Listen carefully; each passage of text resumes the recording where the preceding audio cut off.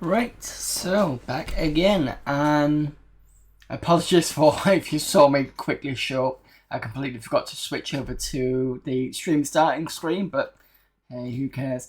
At least I apologise for it. Anyway, so back again for Amiga Monday. I did have a quick look to see where we're up to. I think we're on reader stuff now, so we're about to finish this disc. And by the looks of things, reader stuff has not very much in it, so we might be able to get through all of this tonight. Might be able to. I also had a quick look at submission advice, and I'm going to show it off now because it was quite an interesting thing to read. So we have a look at it. It says, how to send us your submissions. Important. We can no longer accept your music modules as submissions for the Amiga Format CD owing to copyright problems with sound samples from copyrighted sources. Thanks for all your music submissions up until now. Please don't send us any more. So, even back then, there were copyright issues. So, at least we can say that there's proof of that now. We want you to send us your programs, animations, pictures, game tips, cheats, hacks, and hardware projects. Basically, anything you can think of that you've done with your Amiga. Must be your own work, no passing off Chris Arkellis's greatest masterpieces of your own.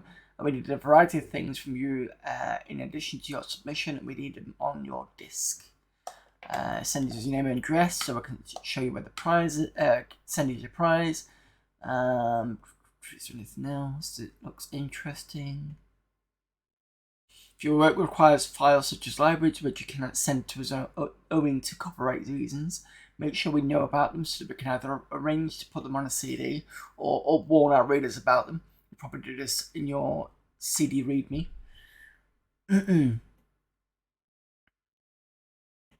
Be aware that we won't be as interested in programs that need to boot or require to be in certain place on the CD, unless of course that place happens to be in your directory on the CD. Your directory will almost certainly have the path AFCDX for the number, reader stuff, your name, but then no one will be able to run your program except from the CD, limiting its usefulness or appeal. If we do put something on a CD that needs to auto boot, it will almost certainly be only as a DMS that readers will have to extract to disk before they can use it.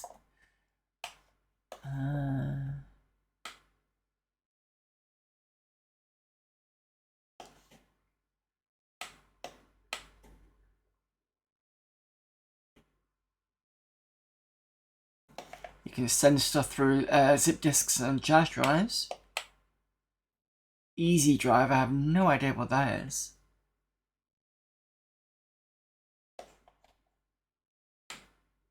We will return any medium more expensive than high density floppies via registered post. So you don't have to worry about losing 70 quid's worth of a jazz cartridge. Fuck me. And that went all the way to Bath. Well, there you have it.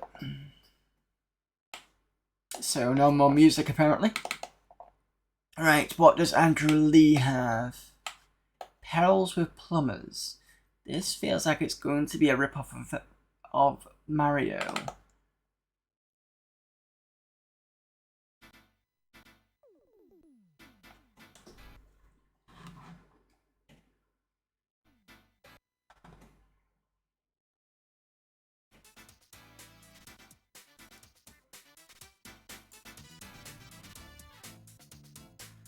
Maybe not. Clippy the Cat. Alright, fair enough. I'm shutting off now.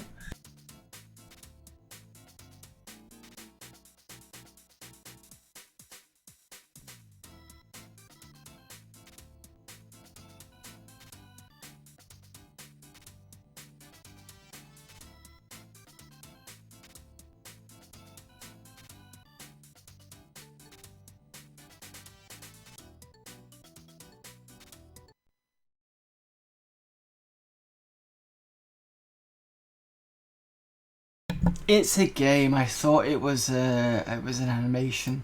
That's my fault. Never mind. Right. Okay. Clippy the Cat. So it is what I thought it was. It does look like some sort of Mario thing. All right. Right. Left. Fire to go. Fuck me. That's a bit of a jump.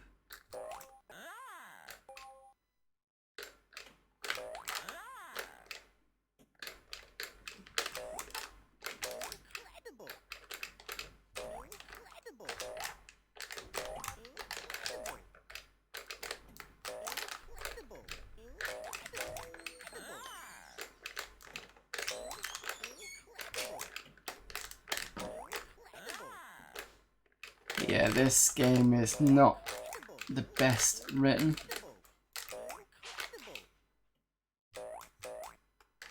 Nice effort, but not the best.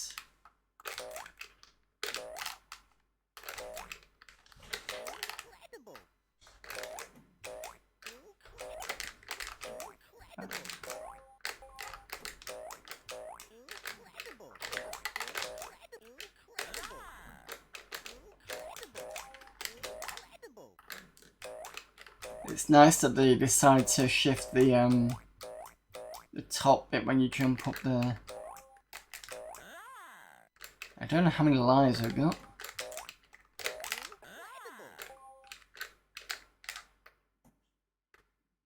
Says I've got 2 credits.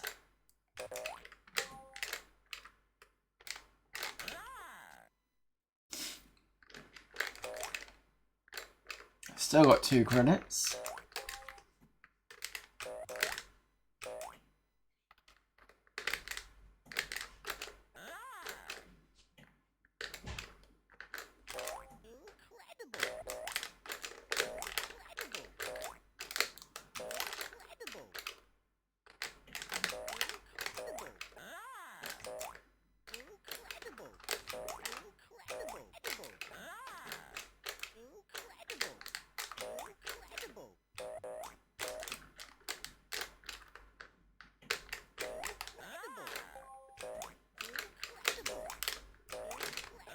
Something about this is broken. I should be already dead by now.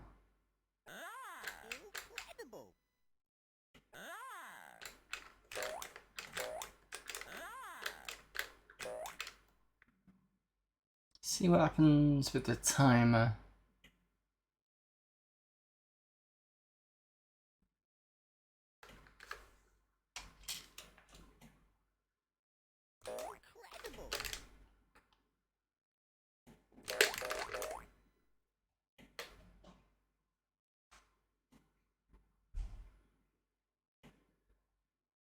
Oh, that's interesting.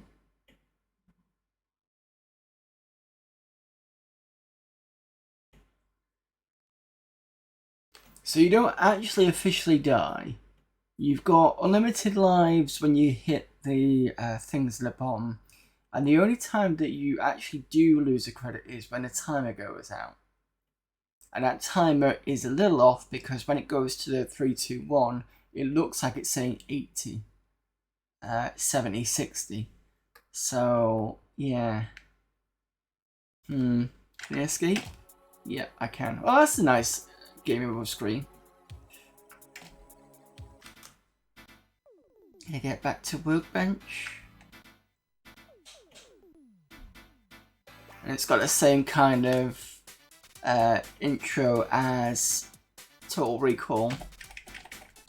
I can't seem to get back to Workbench.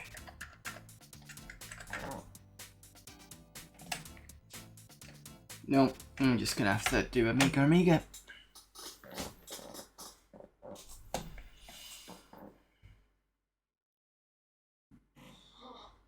See if there was a text file in there.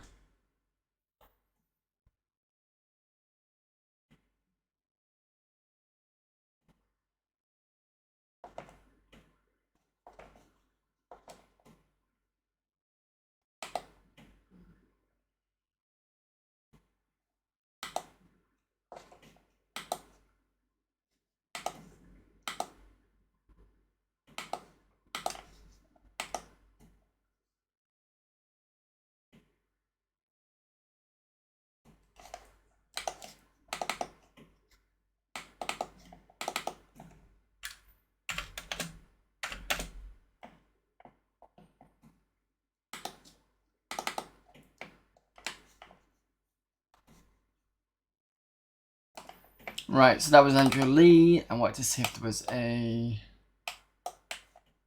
What else we got in here? Readme. Chippy the Cat in perils with plumbers. This is the latest Chippy game. The aim is to collect the required amount of plungers in the given time Touching a baddie will make you lose 2 plungers. Oh, there are some bonuses. So the money I was getting was extra points. P is 5 extra plungers. S to speed up. T for time bonus and 1 plunger. Press up on a keypad to slow it down for fast computers and down for slower computers. Game should work on an A500 raw meg chip RAM. If it doesn't, please email me. Written in Amos. Okay. Let's try it again then. Open the keypad.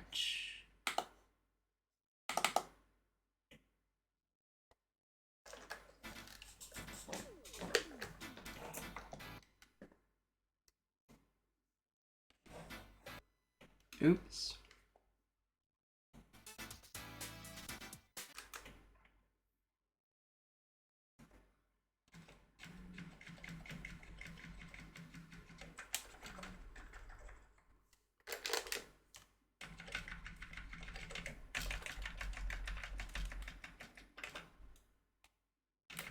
Damn, doesn't seem to work unless it's...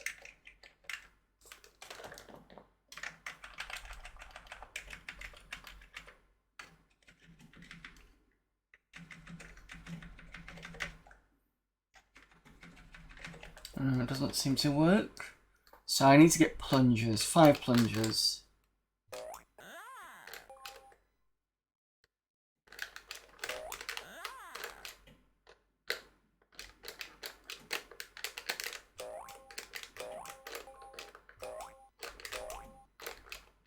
Oh, I've already got the 5.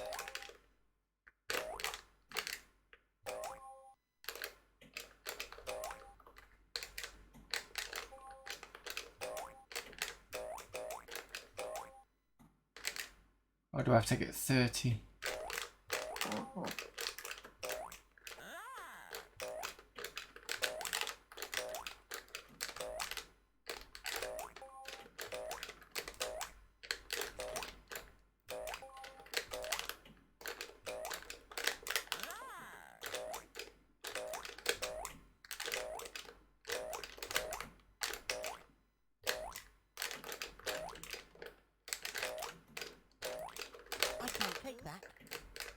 I can't take that. Oh, okay.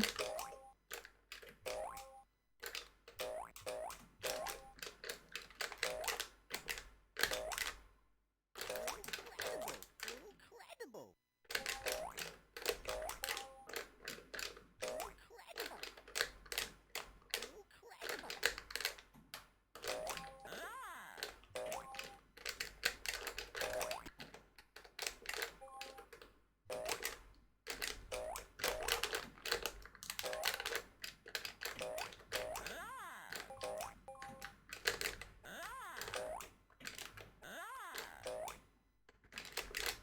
I'm just gonna see if it's dirty. I need to get...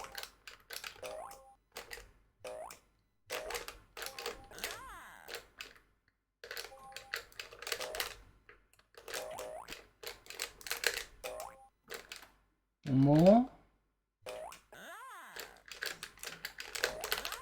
Shit.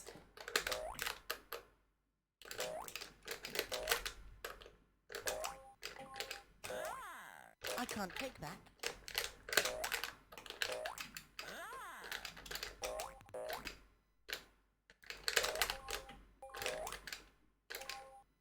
Right, okay, so it is dirty. Okay. So on the right hand side it says the time and then the arrows and then 35. So that's the target I need to hit. I can't take that.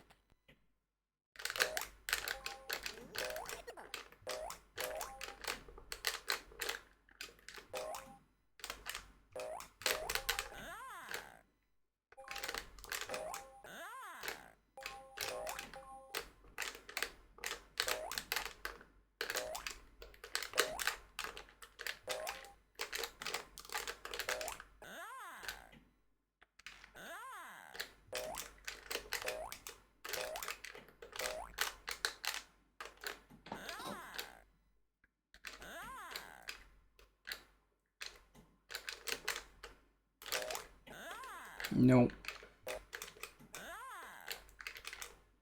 Well, anyway, that's how it generally works.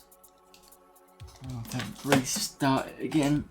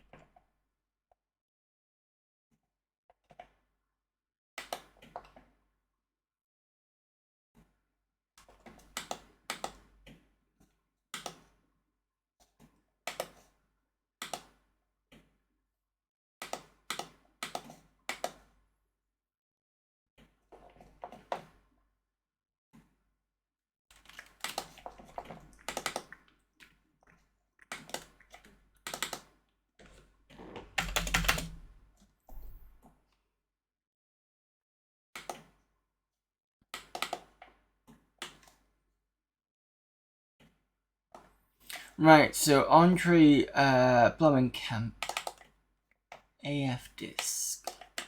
What is this? There is no README, so let's take the risk. Oh, it's a folder. AF drawer, empty drawer, pound drawer. Is this just icons? Worm levels.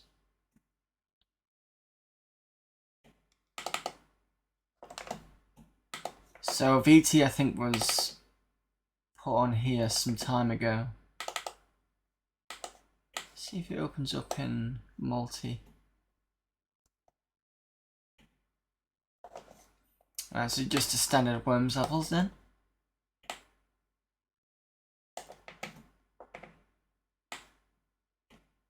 Alright, fair enough.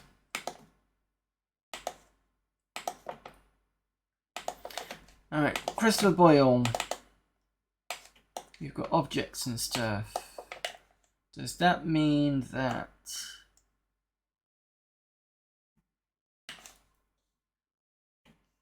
files are showing you've got pictures?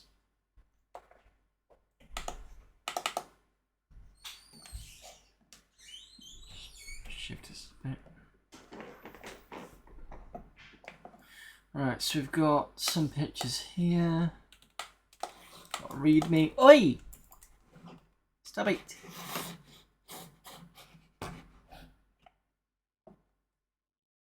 Hang on a minute. There we go. Right, README. Hello, this file is just to tell you a little bit about my stuff gunship. This model was copied from the Air Police helicopters in a comic book called Appleseed by a Japanese chap called Masamune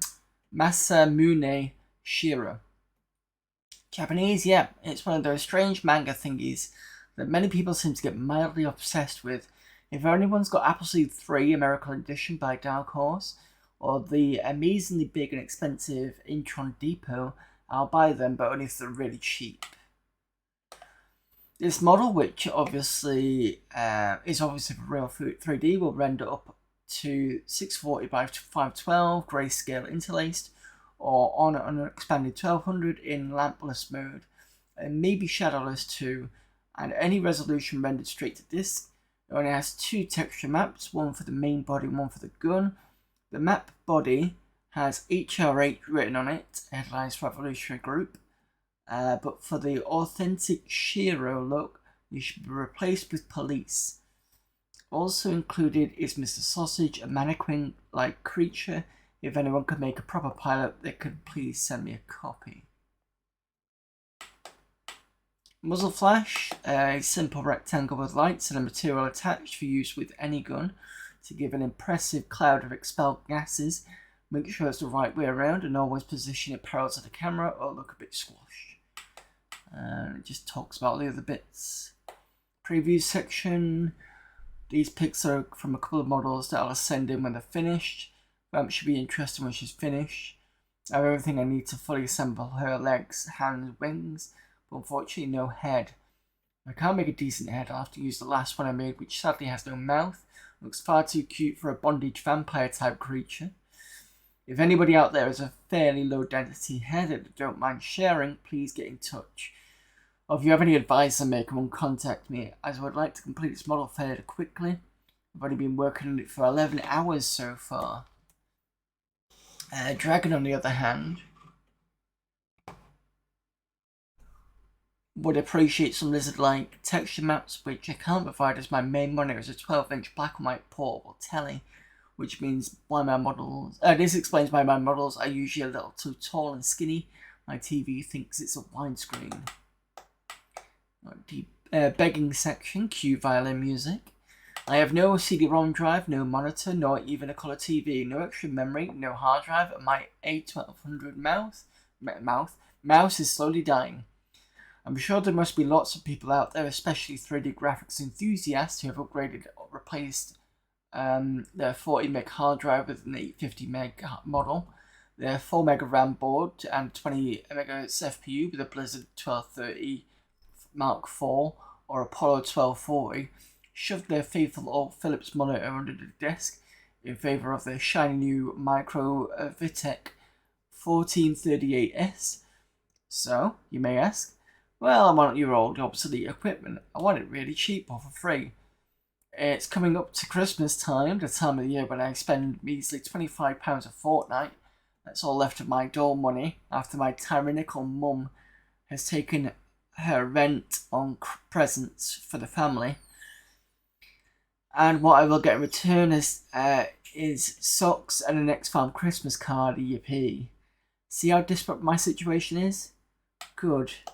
Now send me lots of nice stuff or a list of everything lying around your floor that I might want and how much my precious money you want for it. First sender of trapdoor memory board with an FPU is 4 meg of RAM wins my undying love and devotion, and a complete model of amp all for themselves, which I will then not submit to Amiga Format, plus anything else I'm working on at the time. That's someone from Lifton in Devon. Okay, let's have a look. So we've got Gunship.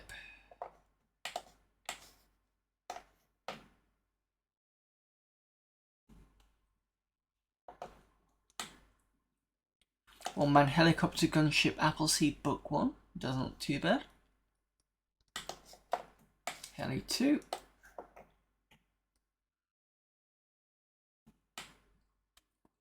Same one, just without the green stuff.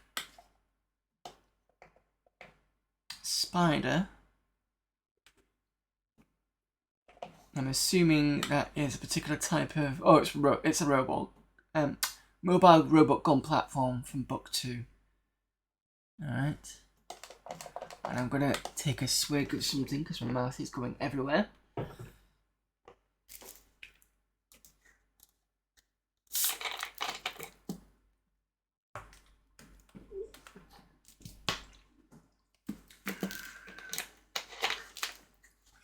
That's better.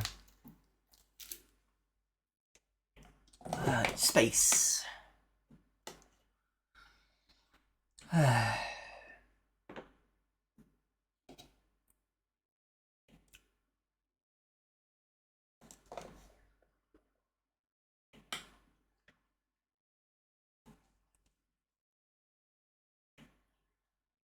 That's quite nice. I think it's just a random space pick. I don't know if it's anything to do with Appleseed.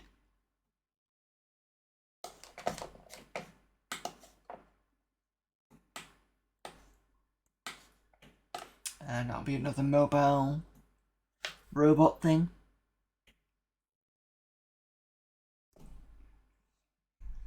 Yep, in black and white, because I think he said he had a black and white TV.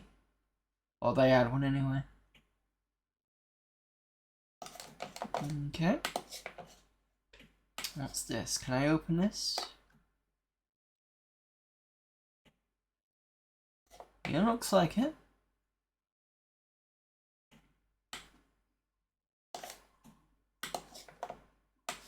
Two more helis.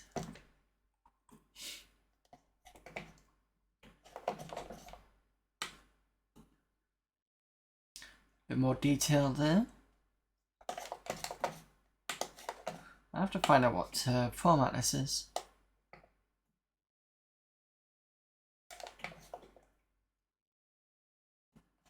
Green bloke. I don't know why, but I kind of think is it Gex? Gex from that image, but even though it's not Gex. And this will be some sort of interior. What are these?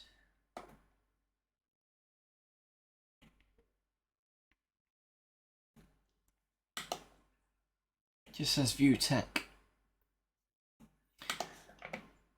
Okay, previews.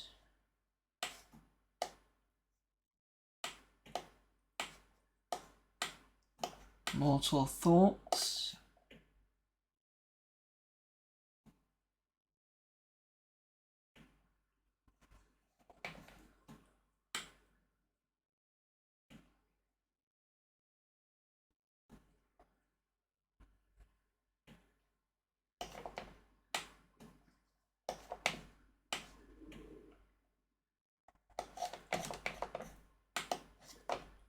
Vamp. Let's have a look at Vamp version 010.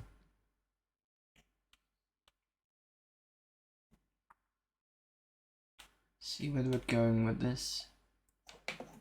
Okay, boobage. Alright, fair enough. Doesn't look too bad. Let's have a look at this one. Mind you, they didn't say they didn't have the legs and the arms, so...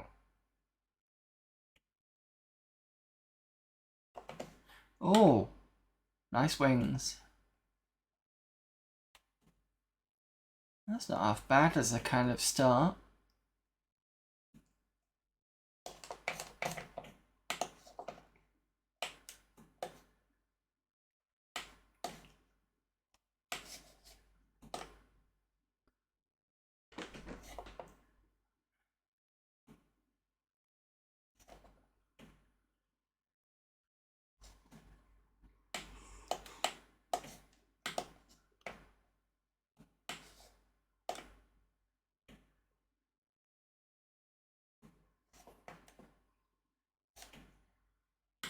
So just kind of different Vamp versions.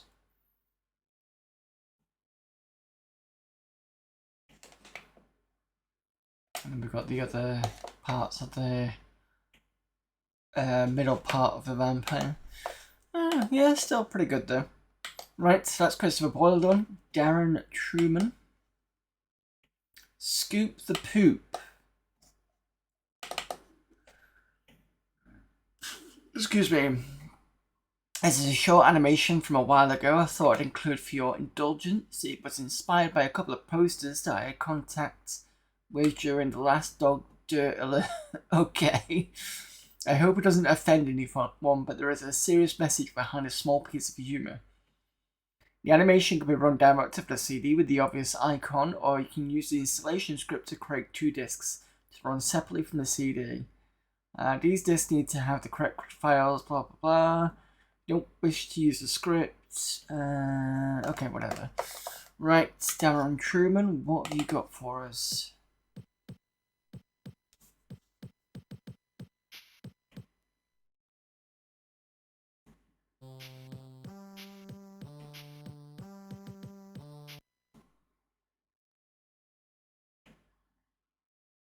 I missed that.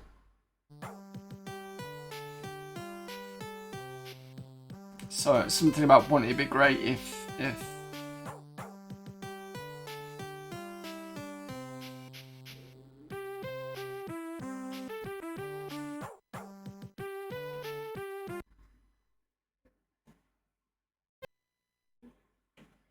yeah, the problem is it flicks too much. So I can't read the text.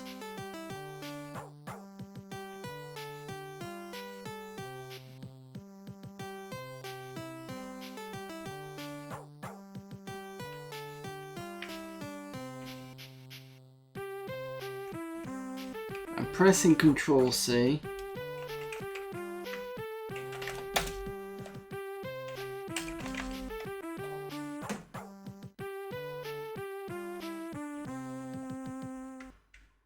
Oh, okay, fair enough. It does it on its own.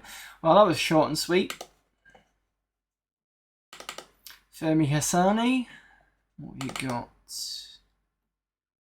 Hello to all my Amigans. My greetings to all of you. I'm very glad that Amiga Format is continuing on with the CD-ROM edition. That is a sign that Amiga is alive. I included 3 drawers. The SF2 is the main drawer, copyright read info. BSF demo is freely distributable. Visual 1 to install.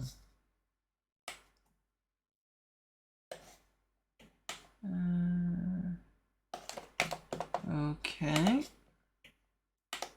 See if I can run this.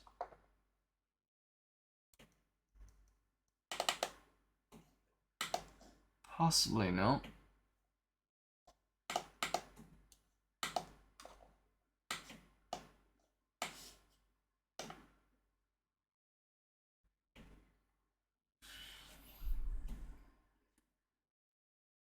I don't think it's images, I think it's just, unless it is.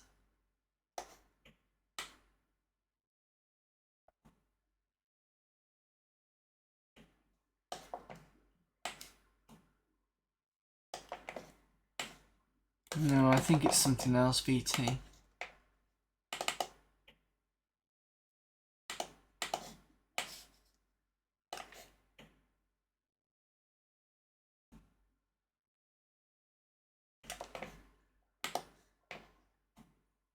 Oh, I'll have to skip that one then.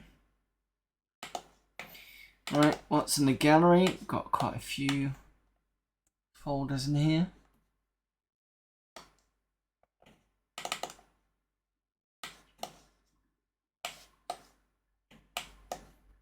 Notes in if format. Artwork. Artwork with 2 3D renders composed and touched up in P-Paint and Photogenics. Working 3D images rendered with Imagine 4 on a 1200 with 6 meg of RAM on a Blizzard 1230 Mark IV. Someone from Bramley and Leeds. Alright, let's have a look.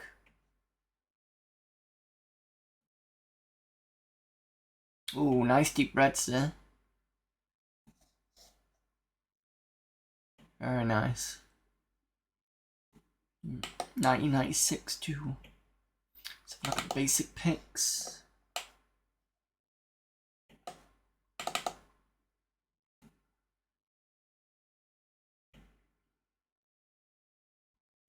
Okay.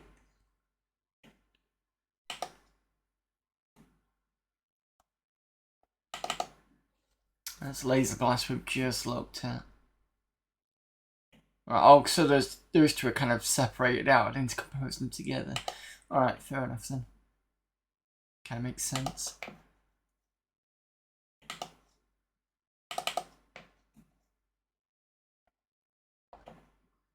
Aliens pics. APC. This picture was created in the hope that it will get on the CU-CD 5 or 6. This picture was done on an Amiga 1200 with 2-speed CD-ROM and a Squirrel 250 meg hard drive, a Blizzard 450 MHz U30, an 8 meg of fast RAM. Software that I used was Imagine 3, which I got for CU Amiga cover discs, D-Paint 4 and Image Studio. The image took me 3 hours to set up and 6 hours 40 minutes to render. Thanks goes to Simon C. Emberley for the APC. Can't wait for the dropship, Simon. Look for more pictures as this is slowly only my first attempt, so below there's more to come. Alright, Imagine 3 and a CU Amiga cover disc. Okay, I have to search for that.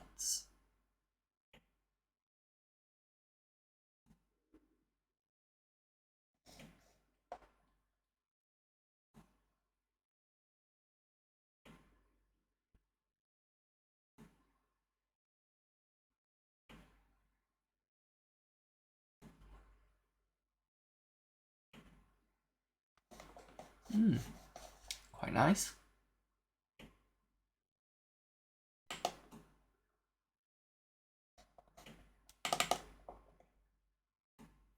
This picture was done on an Amiga 1200 with, yep, we've read that. Anything different? D-Paint Image FX 151 and Image Studio, that's a new one. The image seemed like an alternative setup due to Imagine 3 constantly crashing when I tried to preview render. Can anyone tell me why? Anyway, it took 4 hours to set up and 7 hours 17 minutes to render. Another APC one. While I'm here, can anyone tell me how to get lens flares to work on the Imagine 3? Because I've tried everything and I just can't seem to get it to work. And this was someone from Aberon Daffodil.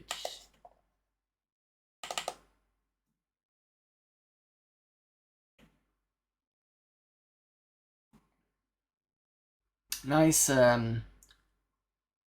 sort of background sky there. I mean, I know it's probably composited in, but it's not the point. It's still quite nice. Yeah, it's a pretty good one.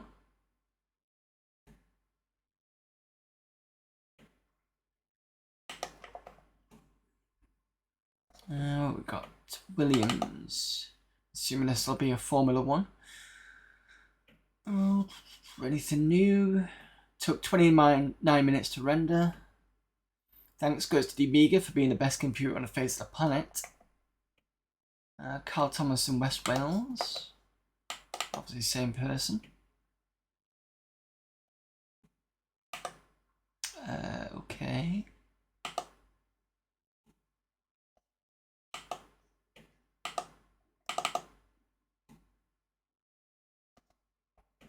That's a bit weird.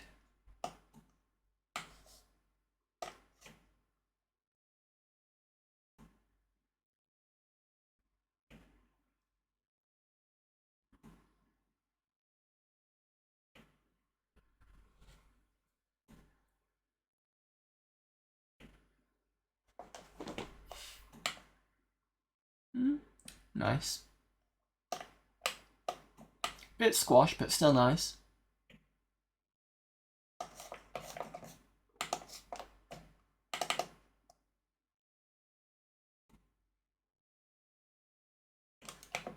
Software that I used was Vista Lite 3.1, which you got from CU Amiga. D-Paint 5 in Image Studio. I did this picky just to test some stuff from Vista. I'll get around to buying Vista Pro before long.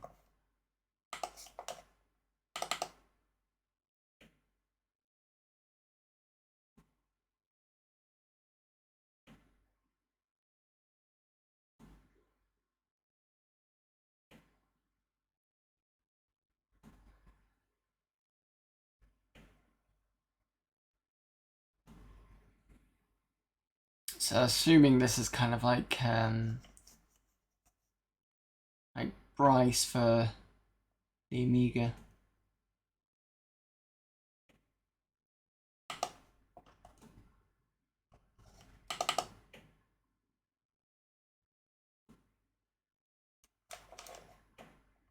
I hope you like the pictures. It would make a good workbench backdrop.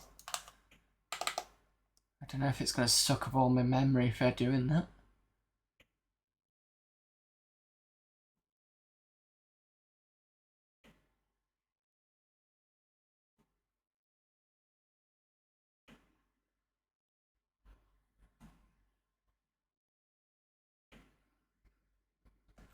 That's a nice one.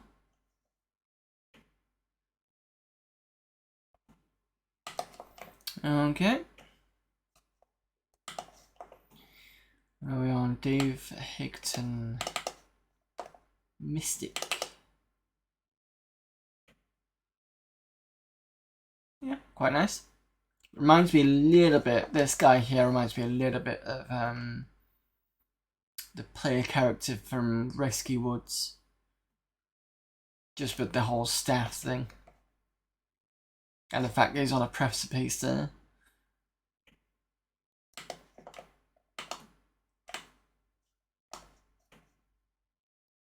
Is there any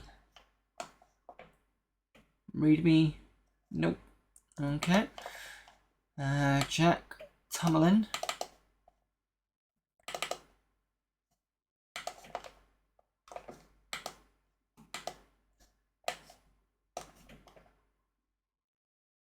Amiga Format Reader subs. Hello everyone. Here is another blue disc for you to go up. No, not much, but it's snowing, so I thought I'd do this simple. The Delta picks are more of the same, but Lurking Pig is based on the stuff in the game Command & Conquer on the PC. The more to follow, may the fast be with you, joke intended, Jack T.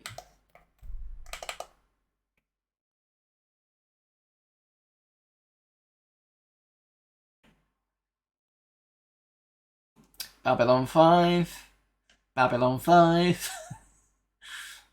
It's a nice clear picture though.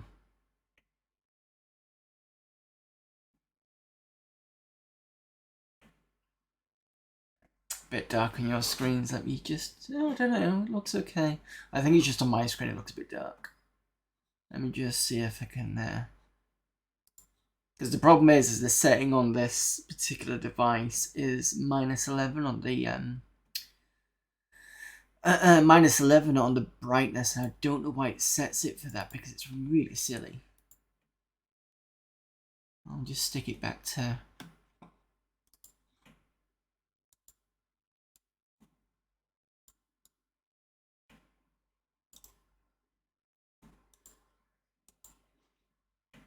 yeah, there's not really much difference, is there? I don't know, there's a bit of a difference there.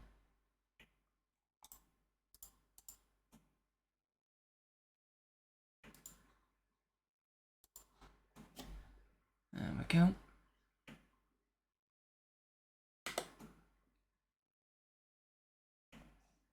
Delta 2.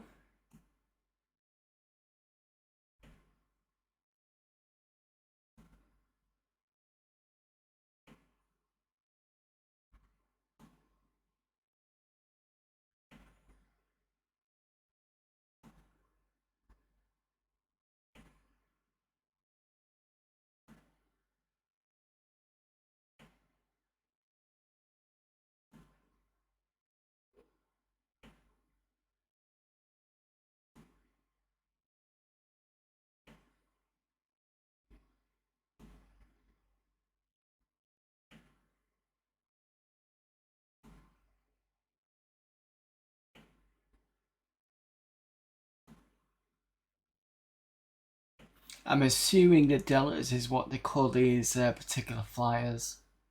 It's been a long time since I've seen Babylon 5.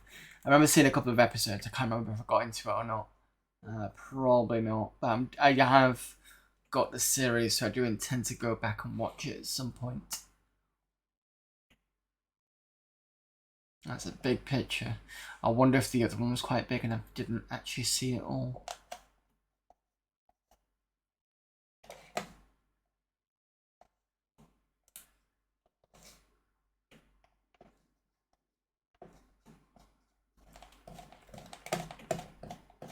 That's nice and big.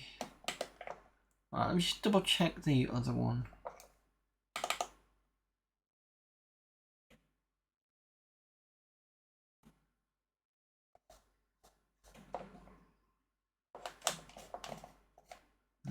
Goes out a bit.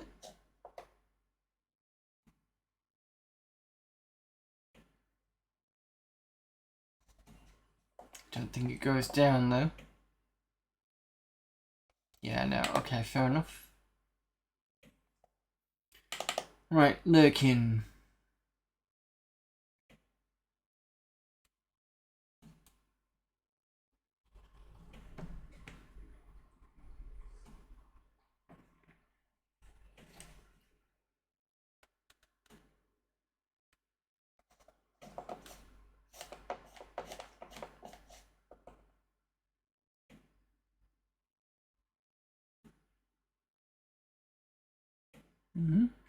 There's a nice one. What was said about Lurkin?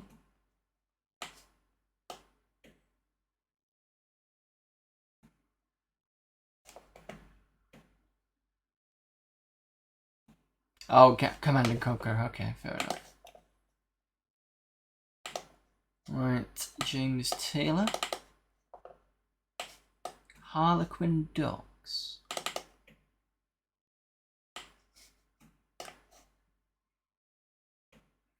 Hello out there in Amiga land. I've had my Amiga. Well, actually, I'm on to my third, but there you go. For 6 long years now.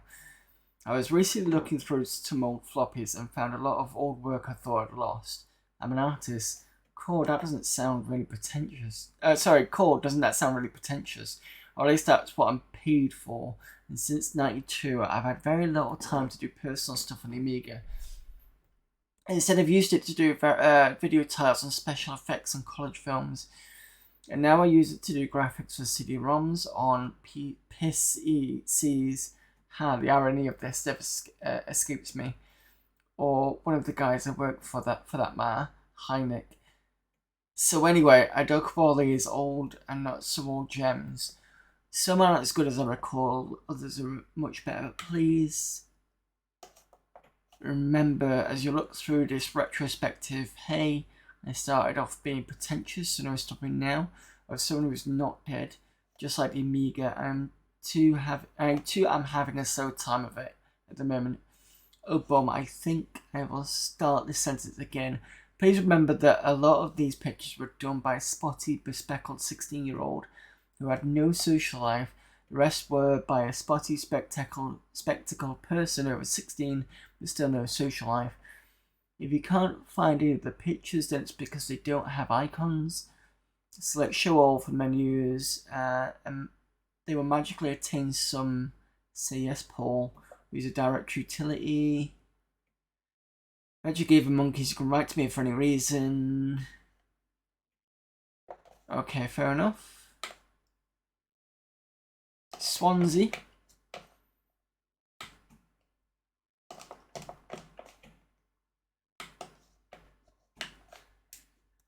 So this will be one of those show all thingies.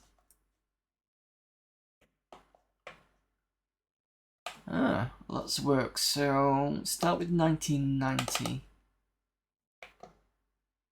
1990 docs. As you can put spacing in this now.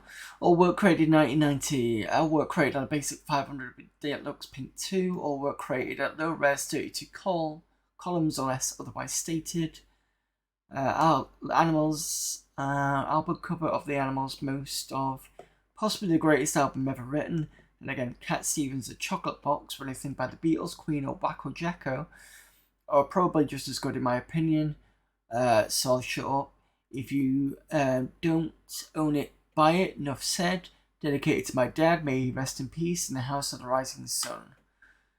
Black. Despite signing my name as Harlequin, I'm known to the locals as the Man in Black, possibly because it's the main theme of my wardrobe. Back in 1990, I'd taken to wearing black hat as well, so the shadow in the picture is me. Apart from that, I can't remember why I did this picture. I still like it though. Dedicated to me, so I have something dedicated to me before I die. Ghostbusters 2, obvious really. The film wasn't as good as the first, but I did like the poster. Lore. Old Mr. Justice Dredd himself, based on one of the best pictures of the old stony face ever committed to paper. Brian Bolland, or is it just one L? Who should have some of his work in a National Gallery? He's that good. More Ghostbusters. My brother suggested that, and I laughed until I bled. I suspect that the idea was funnier in my mind than it ended up being on screen, but still makes me titter. Dedicated to Rob, my brother, a better artist now than I'll ever be. In fact, to tell you what, instead of just reading the entire bloody thing, let's have a look at animals first.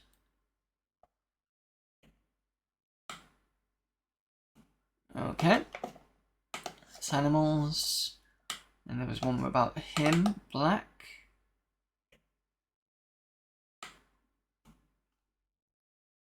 Okay. Oh, with the bowler hat, I see what that is now. Alright. Ghostbusters 2.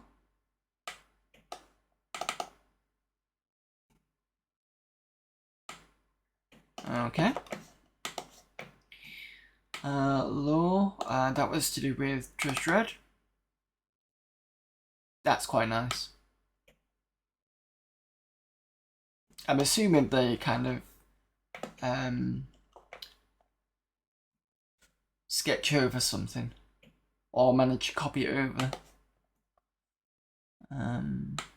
More Ghostbusters. So this is supposed to be the funny one. Okay, fair enough. Ghostbusters 3, they're back in this town, they're really pissed off. Okay, right.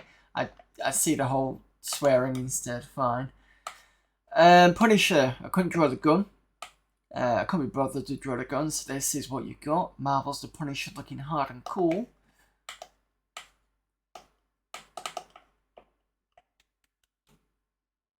It's not a bad picture.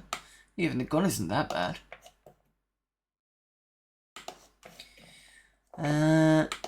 Sure. Oh, that's Punisher. Robocop 2, I did this long before the film came out, and was pretty chuffed with it.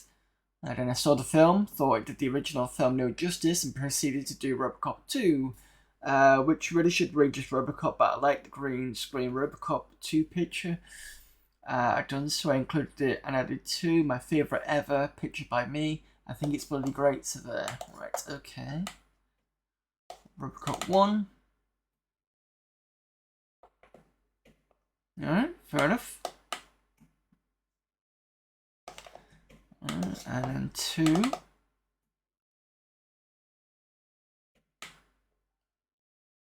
Sure, there's supposed to be some sort of effect there. It's not quite coming out, I don't think. Still, it's quite nice. Alright, strip. It's a famous photo. I like it. My mother doesn't. Who's right? Let me know. This could be a bad thing, so let's see. Yeah, okay. No boobage, you know, showing off, so I'm fine with that. Okay. Because I was a bit worried that it might be something a bit more lewd. Blues Brothers. I did this for a good friend who looks like Elwood and thought I digitized it. For ages, all my work came with the label Harlequins don't do digitized on a separate screen. These days, I sometimes have to, but that doesn't mean I like it. Dedicated to Dan Carklins.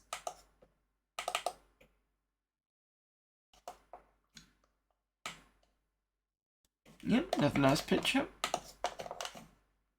Tracy, on the film... Okay, the film was cat, but the poster campaign was a work of genius. Tracy? Oh, is it Dick Tracy? Yes. Yeah, okay, that's 1990 done. And 1991.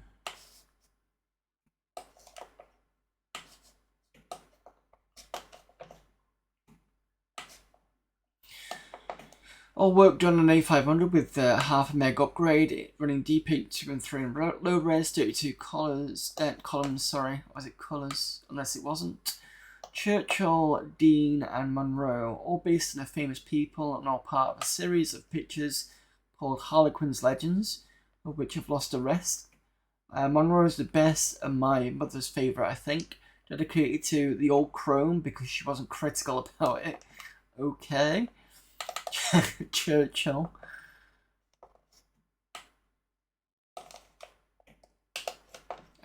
Dean, James Dean, I'm assuming. Yep.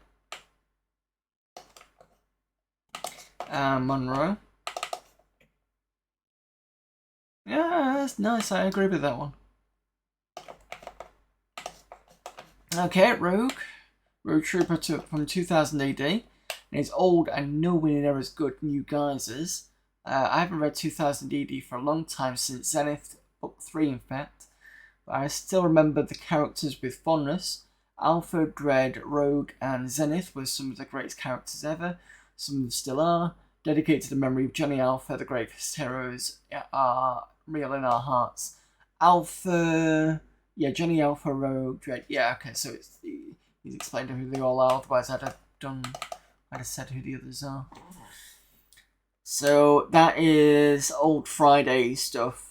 In fact, I might go and get the book he's going to be referring to, because I think I've got something like that.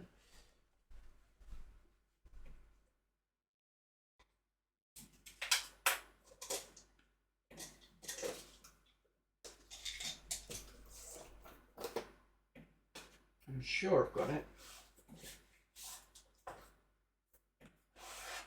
No. Okay. I thought I did, but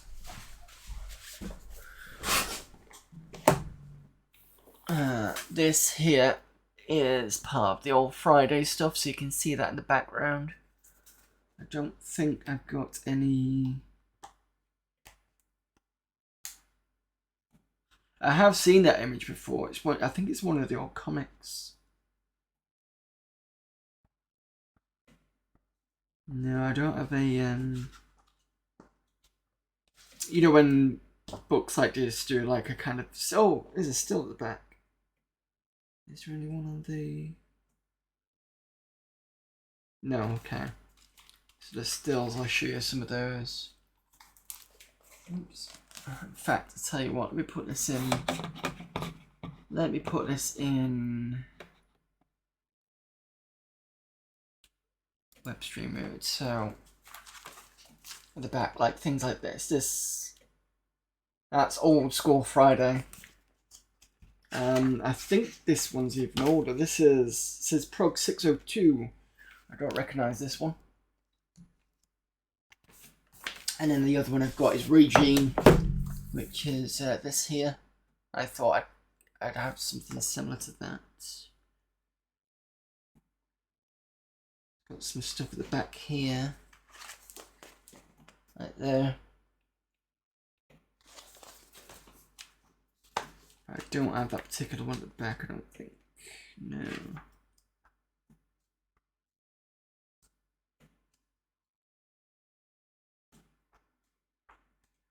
Yeah, no, sorry, I don't have that. But that's basically what he's referring to.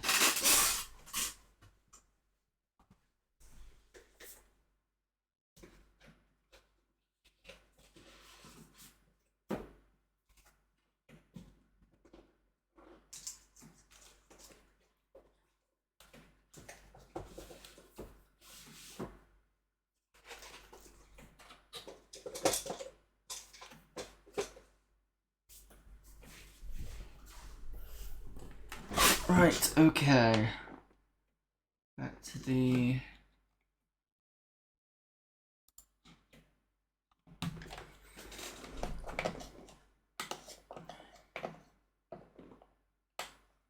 wall. I wanted to see if it was possible for me to do a convincing Chrome style clothing after seeing a photo of Nikki Taylor in a silvery dress. I lost a bit of my heart to Nikki Taylor and I put it into this picture. For the record, Nikki Taylor was 1 year younger and 2 inches shorter than me. She is also the most beautiful woman in the world. Since I'm unlikely to ever meet her, I'd just like to say I'd fuck. Oh god. Sorry. Dedicated to Nikki Taylor because of the reasons above. That's all. I wasn't expecting that to come out.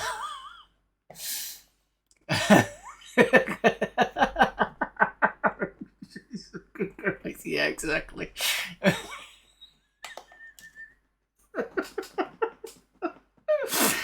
Oh god. Hello there, hot doggo. This is why I read this stuff, because you never know what fucking comes out.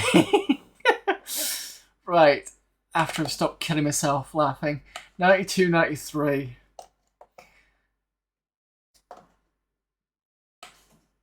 Right.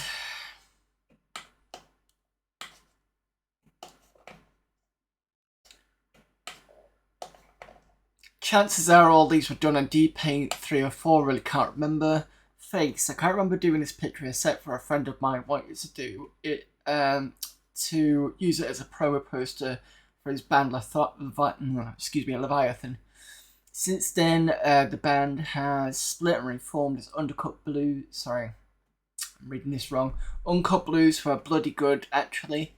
My ex-girlfriend sings the backing vocals for them too. If you ever get the chance, go see him. Ross, Adele, and all the rest of Uncut Blues. Man knew this was his opportunity to be recording history, and that's what I chose to say. Oh god, I'll laugh if I get a message at some point going, "Hey, you read my thinking." Right, okay, so face. Is that his face or just a random face? What did he say?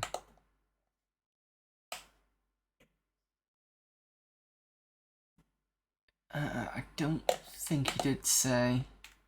It's just a face, it looks like. Okay. Jurassic. I worked in UCI when this film came out, and I've never been so busy in my life ever. Pretty much sums up the tagline: "The Steven Spielberg without whom I'd be sweeping the roads of Swansea."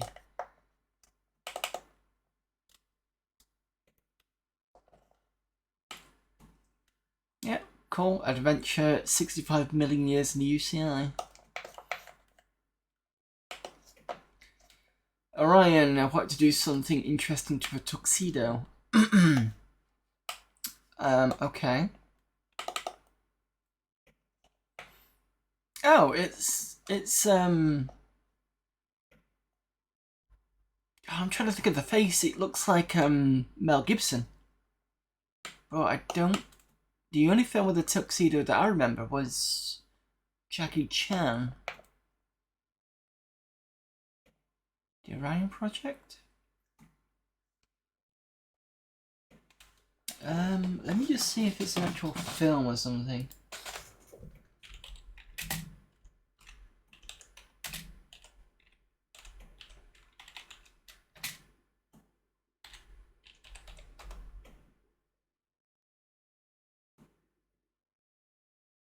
No, it doesn't look like it.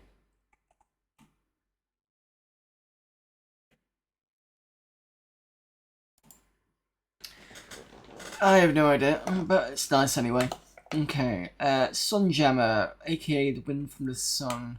Read the book, read the book, read the book, read the book. I take it you want me to read the book. Read the book. Bed Roger Cook, read the book. Love Captain Hook, read the book. Read the book, read the book. And every other AC Clarke book because he's great. Oh, okay. Sunjammer. Not heard of that one. I've read two. What have I read of his? I think I've read 2010, 3000, and 2050. I don't think I read the original 2001. I think that's all I've read of Alf C. Clarke. Topless. Oh god. I don't think I'll be able to open this. Right, when I did this, was the most complicated picture I'd ever worked on. Here's why. The background was done in Vista, I forget which version, but it was a really early one. And imported it into Deep Paint and blurred using a smoothing tool. This took ages. I had an 8500 at a time. When I drew some waves on the spare screen and used perspective to get the water viewed in the picture, I finally added the sky and a sand by hand. Once I got a fairly good palette, I roughed out the shape of the woman and the bathing suit. This was really tough. I used references, but none of it was copied. Check out the shading to see why it was so hard to do. To finish off, I added the woman to the background and I put the logo on it. It took about 2 weeks, but I still like the picture, so I guess it was worth it. I'm going to be a bit of a boss, and I'm just gonna make sure it's not too. Oh, okay. Well, I wasn't expecting that. Okay. I just don't want to get banned from Twitch, that's all. Yeah, okay, I wasn't expecting the top half, not. And that's all you get. Fine. I mean, the belly button's okay.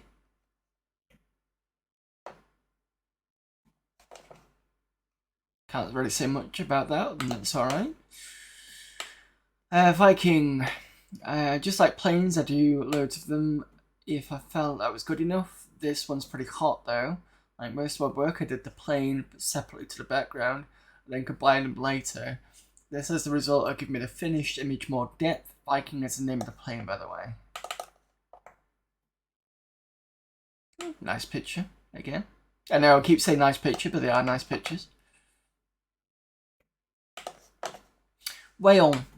My brother's best friend says this looks like a cow, but I can't see it myself. Not my favourite picture, but I think it looks okay for Eileen and a warped sense of vision.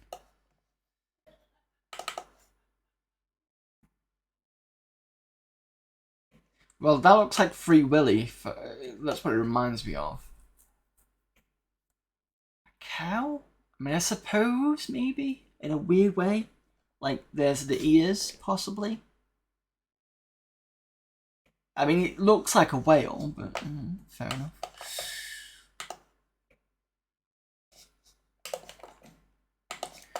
Right, what was that? 92, 93, so we got 94.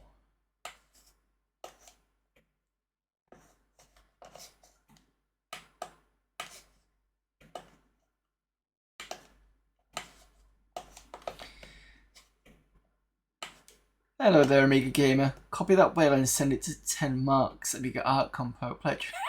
Send the entire CD to him. This is all the work I've done since 94, but it's all I've got to hand at the moment. Mars Fleet, I love this picture. I think it's really grand. The backdrop was done in Vista, then ported over to Photogenics where I recolored the background and added motion blur. Then I rendered the ships and their alpha maps in Imagine. Alpha maps are fairly easy actually. In the action editor, turn all the lights down to 0.001.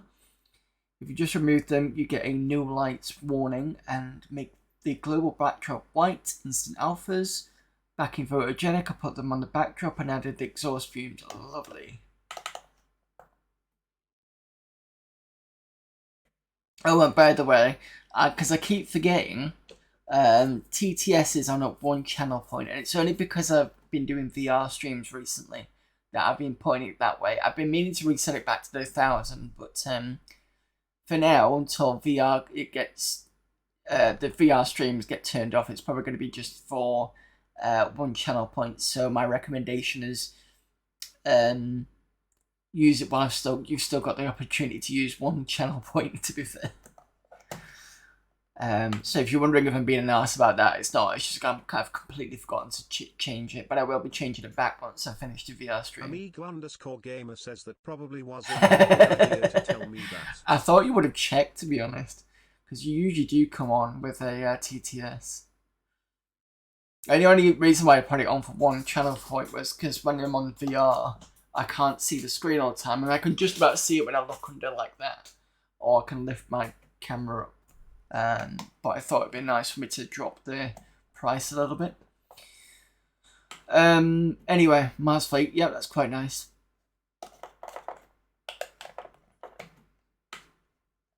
Portrait 96. Remember the unfinished portrait in the unfinished directory? No, because we've not checked that yet. But anyway, well, this was something else I used it for. It's an update to the portrait picture that got lost. This one isn't technically finished, but I've yet to get around to moving the lights to a better place. At this point, I was using Imagine 3, so I'm quite happy with the soft shadows. The render took 2.5 hours on my 060, so I can't complain too much. The original took 16 hours on an 020. Fuck me. 2 hours on an 060 against 16 hours on a stock. Fucking hell. Yeah, the one time I don't have a 300-page dialogue of nonsense to come up with the TTS. I'm sorry, it's just the way shit goes.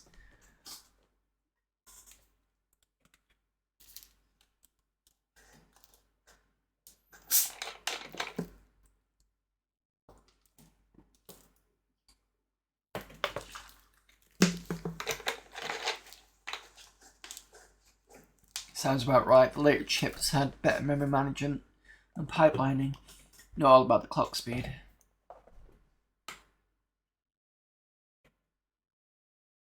It's got that nice kind of artworky style to it.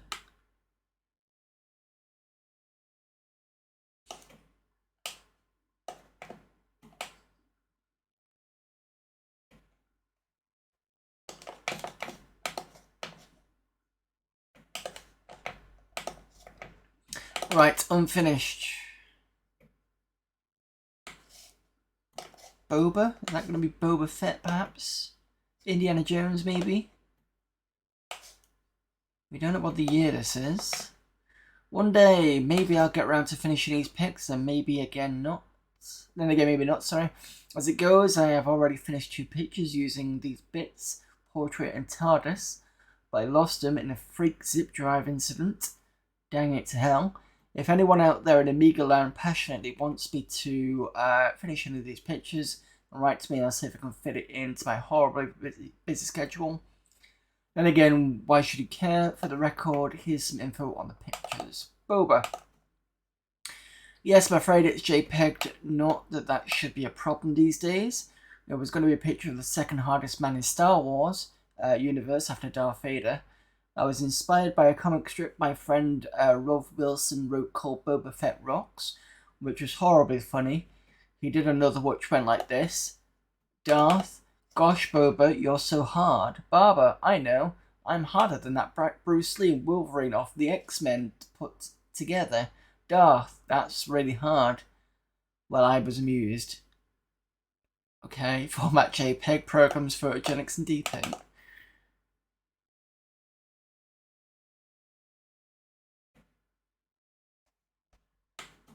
Nice image though, you could see that from somebody would probably end up doing something like that today actually. I can imagine that on a, you know, on a banner ad or something like that with Star Wars Galaxies and this being a picture on the side, so yeah, that's quite good. Indy, my second favourite picture of Indiana Jones. Maybe one day I'll get around to not finishing my favourite one too. Format 128 col low res Indy paints.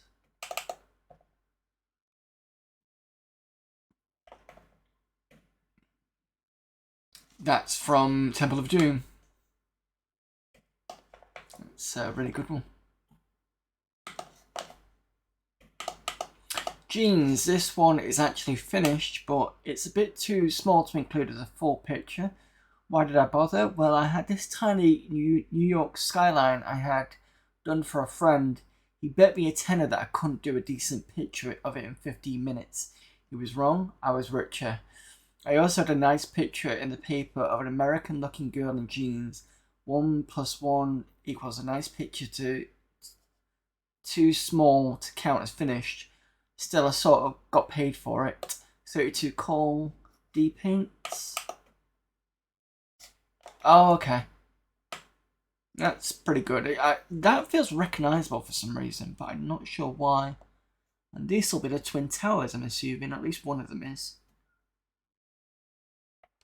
But yeah, if you're good at pixel art, of course you're going to do a good skyline in about 15 minutes. Temple of Doom is one of those movies that was great at the time, but aged worse than the trilogies. I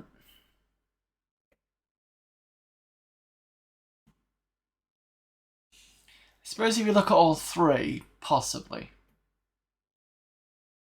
See, the problem is I can't rank them properly. Because I like them all equally, because they've all got their own kind of different strengths and weaknesses. I do find it interesting that the sequel is actually a prequel, because it's set before the Raiders of the Lost Ark. But yeah, I suppose. Lonely. Isn't she lovely? Isn't she wonderful? Sorry, got caught in a nostalgia moment there.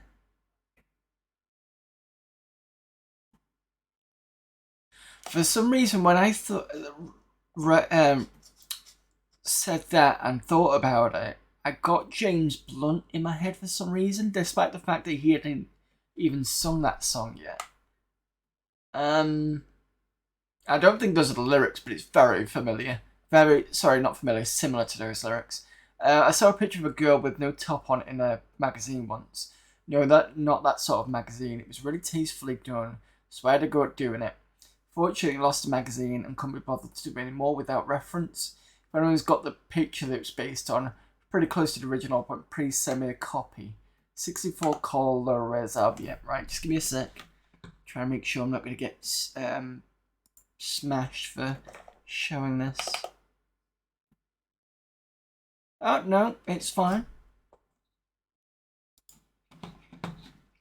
There we go. Tiny bit of side boob there, but nothing too explicit.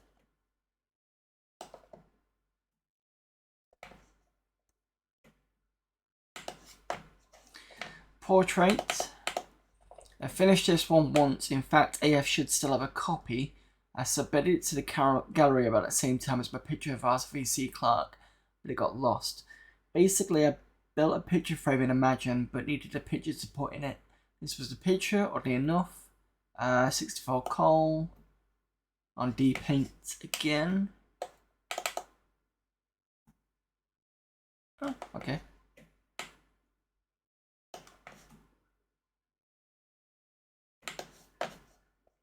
Punisher, another one about somewhere, but after a year or two, I figured I could do better. I could, but I got bored after the logo and ran out of colours.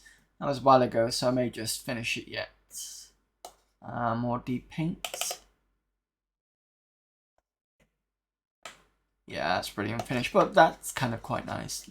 This effect, I think, permeated through the 90s, because even Sonic had that kind of effect on its logo. Shades, read Lonely and take out the bit with her wearing a no top on it, being tasteful.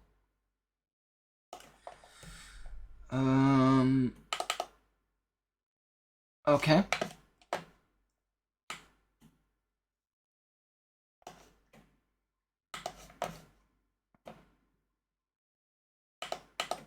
Snow, TARDIS and TARDIS 2.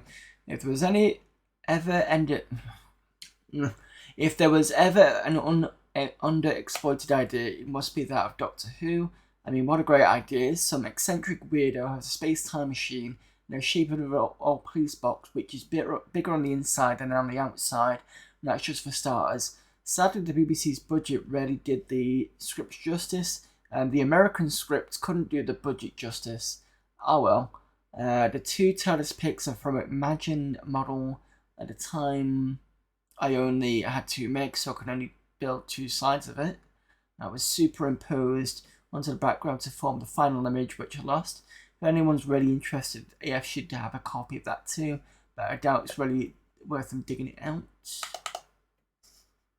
So this is these 3. Was born in 98, so too young to remember the Amiga. Did people make porn on it, or is that why you can't? So one of the times that you're going to find a bit of nippleage on Amigas is usually in demo programs that'll usually come out, but I was a bit kind of unsure because he did say, well, at one point it says topless woman, so when I say topless, I'm looking at this part, not looking at kind of sort of down here kind of thing. So I'm trying to be careful, because I know I've heard all the people, of the streamers, have been banned before, even for small titillating stuff. And I obviously don't want to be banned. It's like, I'm trying to kind of keep that possibility out of the way. Right, snow. Okay, yeah. TARDIS. Nice. And a second one. Same thing, but over the top. Okay.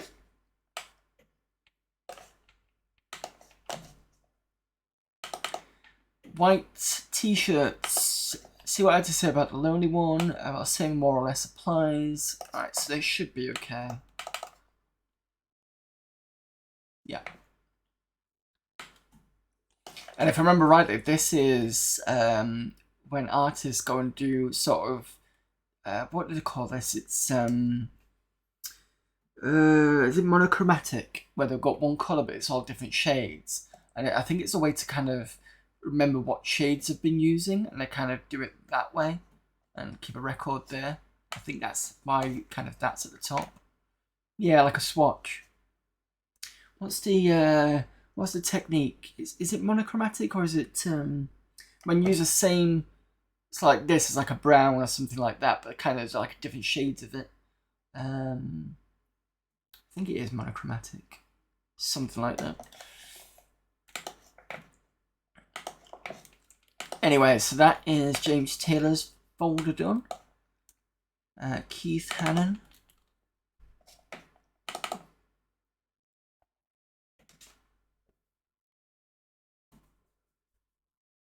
Well, finish this folder off. I'll do a demo, and then we can move over to the game for the second half that I usually do.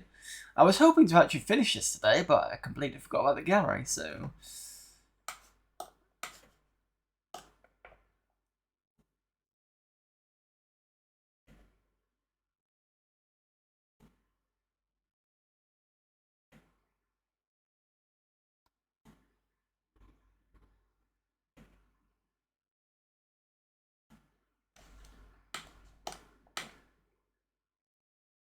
So trike.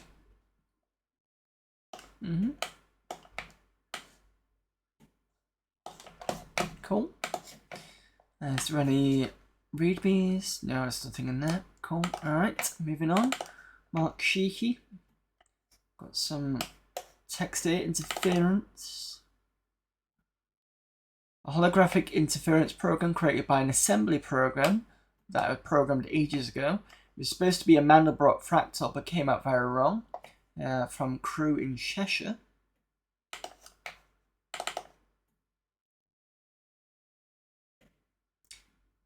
Still, it's a nice picture. Sometimes things that go wrong can work out pretty good, so yeah. It's a bit funky on the eyes though. So apologies for those of you kind of going a bit like, I kind of get it. It's nice though. Snowman, imagine 4 render of a snowman and particle snowstorm rendered on Amiga 1200 03 over 32 meg fast RAM, time 35 minutes. On the CRT, that must hurt. It was a bit weird because I'm on LCD and I could still see the kind of, yeah, I can see what you mean. Nice. Right, I need another drink. Amiga_gamer says 2 space-based adventures written predominantly in C# include Kerbal Space Program 2015 and Debussy's Clair de Lune 1905. There is something very wrong with this observation. What the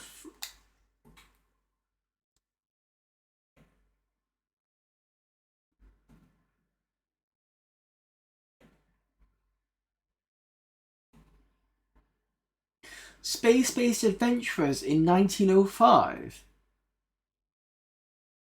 Did I miss something? I was talking about assembler and suddenly... no, because I was talking about assembler from the last guy, and then you just talked about C#. I'm like, wait, what the fuck? What year am I in? I know I'm in 2023, but I'm looking at stuff from 1996 on an Amiga Format. Like, you're talking about C#, my brain's going, Sorry. Clair de Lune was played in the key. Oh, I see. Right. Okay. Sorry, I'm not that cultured. That's why I kind of was a bit like, what the fuck? But thanks for that. Thanks for breaking my brain there, Amiga Gamer. Okay, warp race. Imagine 4 rendered on a high-speed action race, rendered on 1200, same last time, 50 minutes. Okay.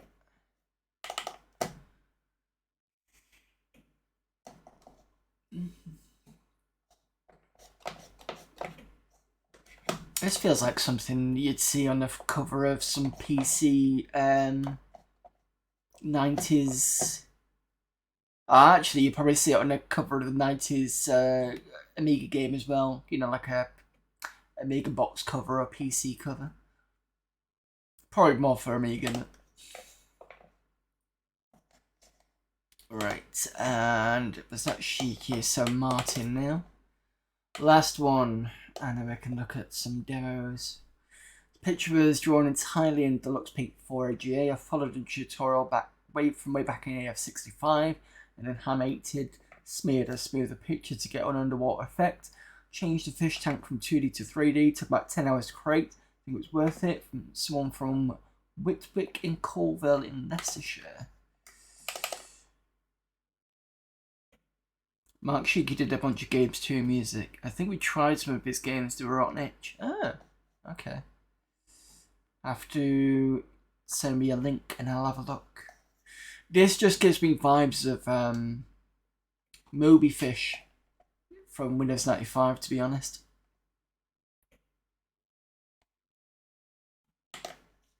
If you didn't know what Moby Fish was, that was it was a screensaver that you could. Most screensavers would exit when you move the mouse, but this one was a virtual pet and acted as a screensaver. So you could kind of, I think, you would accumulate points for each time you kept it alive or something like that, and you'd use the points for food or to buy in bits for the aquarium. So you'd slowly build it up. That was quite a while. Obviously that was quite a while ago. It was back in, when did I came across it? I think it was like 97 I came across it. 97, 98, something like that. Just grab this link. Thank you, Amiga Gamer.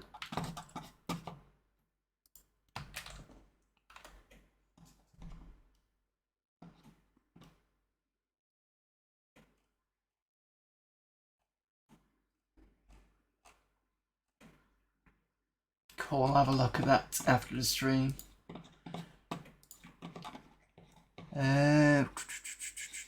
Just check something. Right, okay. Okay, so that is the gallery done. I will leave the rest for next week. Hopefully we can get through most of this. For those of you that weren't in, I'm going to read the submission advice again because I think most of you would have missed that. Why have I pinned that? Sorry, I shouldn't have pinned this. Unpin now. Yeah, sorry. Right, submission advice. So I'm just going to read the top bit. It says, important, we can no longer accept your music modules as submissions for the Amiga Format CD owing to copyright problems with sound samples from copyrighted sources. Thanks for all your music submissions up until now, but please don't send any more. Accidentally pinning my post could get you banned from the internet. Pretty much. Endorsement of my silliness. I'm not surprised, to be fair. So, yeah, for those of you who missed that earlier on, so they had to stop with copyright problems. It's not just things like YouTube. Let's have a look at PD demo. What have we done? We've done most of these, and I think the last one we did was this one. So I think we're on Lurking Shadows now. And if it's a copy of... No, I think we did that actually. I think it's this one.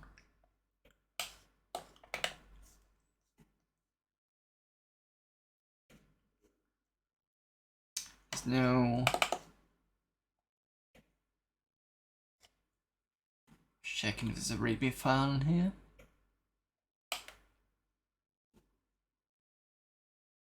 Nope, don't see one. Okay, fair enough. Right. Cross your fingers this works. I'm going to go into full screen mode and I'm going to shut up.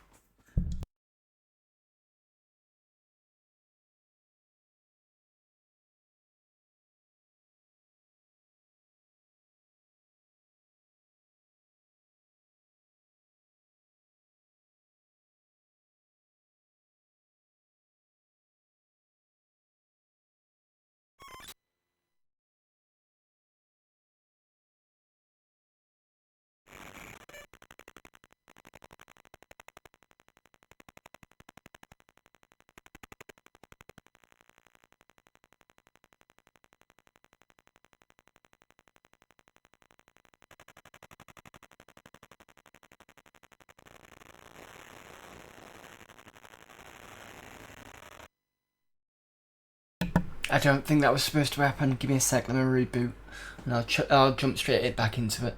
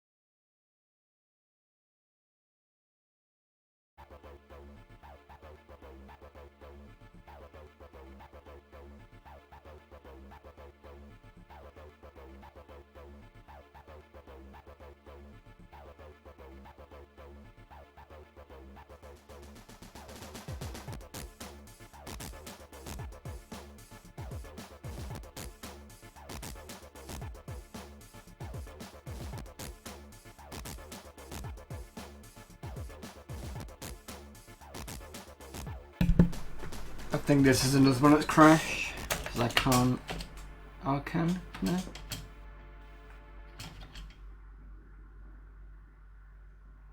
Yeah, the visuals kind of stopped for a moment there, and I don't know why. I'm getting green flashing on my Amiga, so I think it just crashed partway through. That's fine, we've got another one we can listen to, and then we can get on with the game.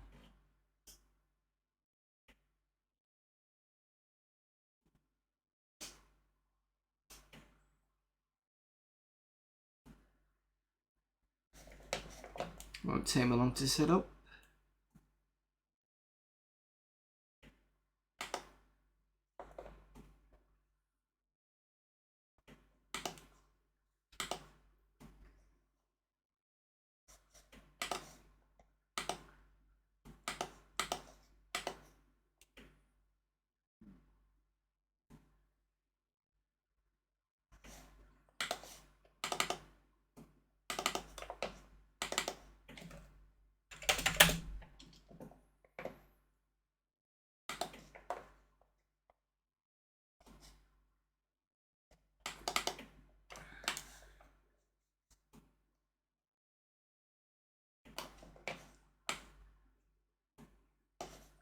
Right, so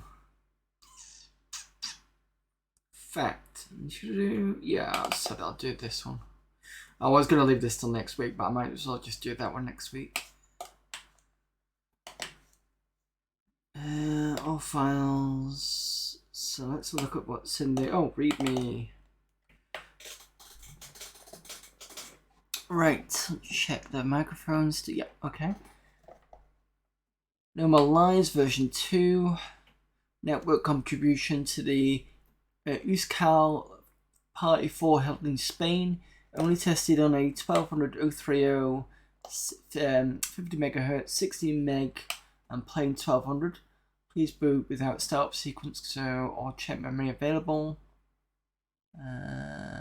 Okay. Let's just see if it works.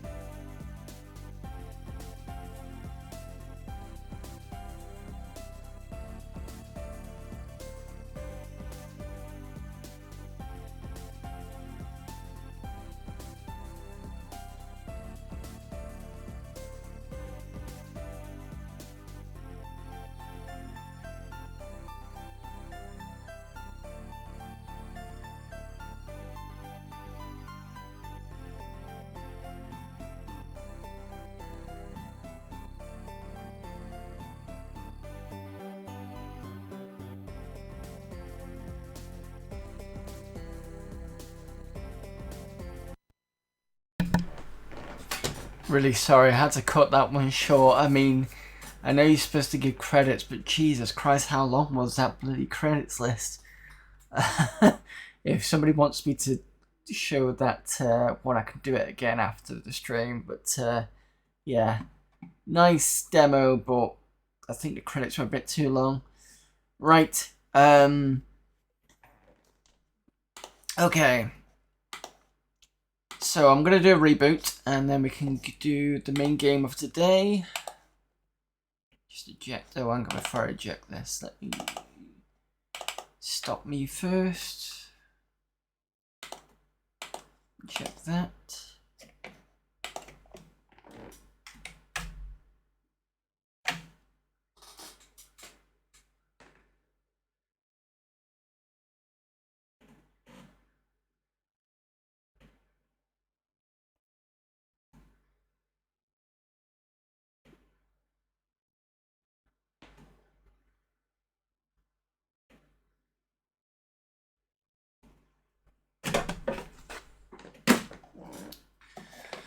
Right.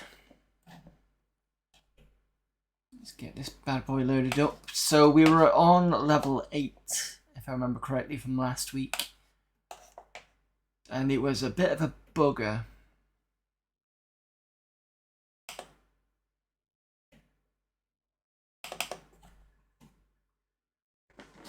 Just load up my...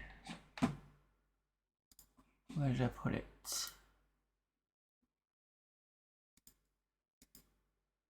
Level 8 password. So password was PP, oops, not S. PP KKIK P, oh no, KIK PP CHHNM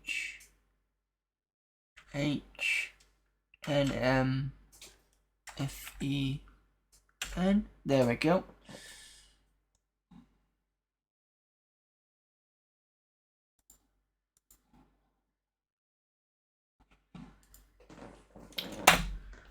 Right, let's get this pig of a level done.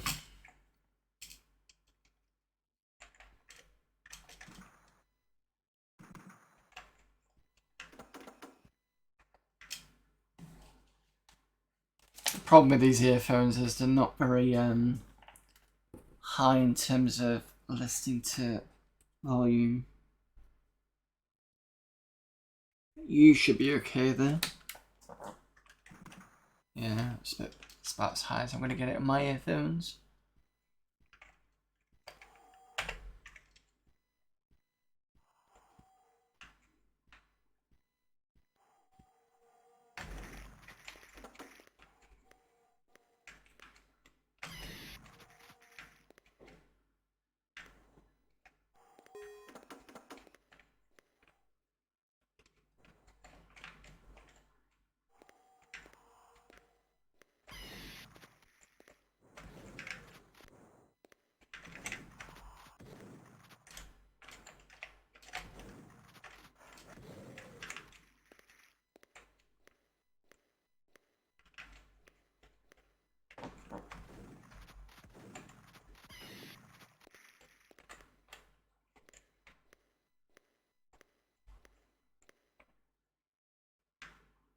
Now, which way did it go? I think one of these goes round to the other side. Because I remember coming back through last week.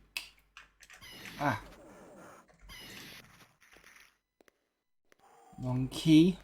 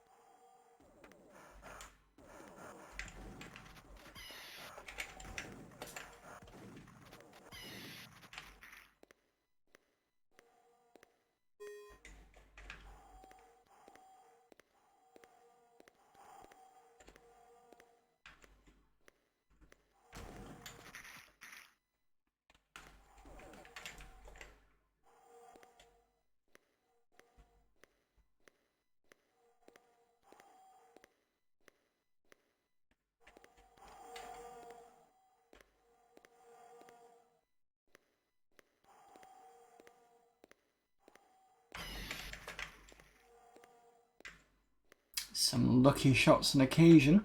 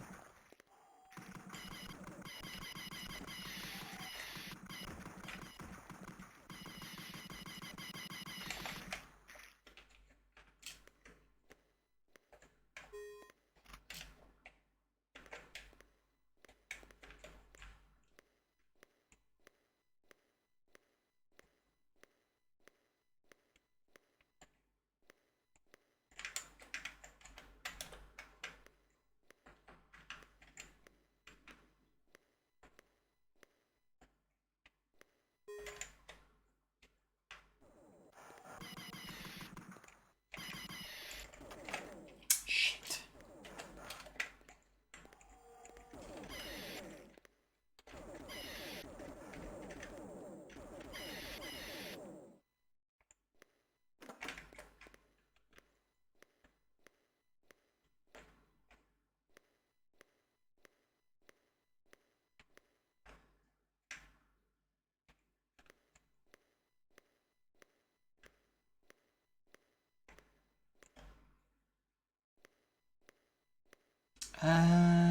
I'm sure I've gone the wrong way. I'm supposed to go this way.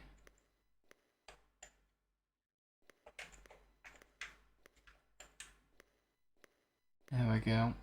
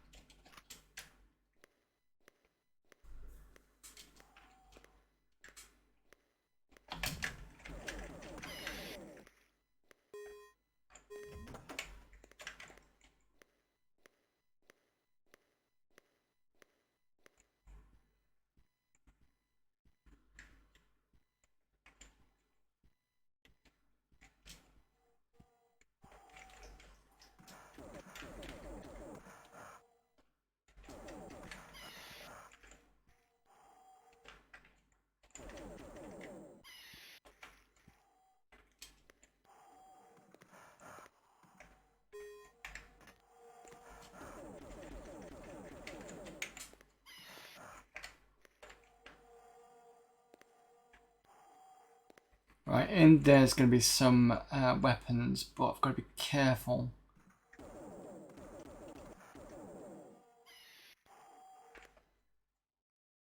Something came out to attack me last time.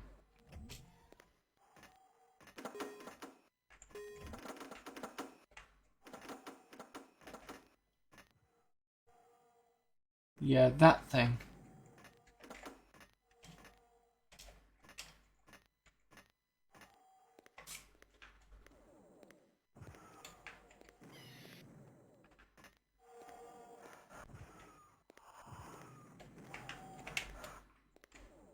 Shit. Ah!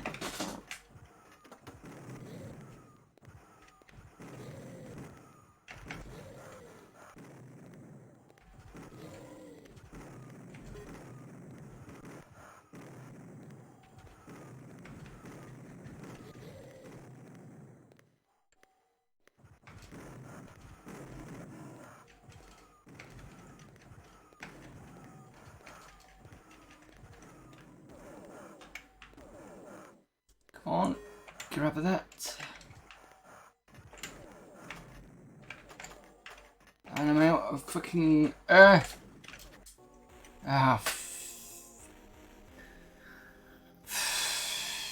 So, chased by some metal thingy that just is relentless.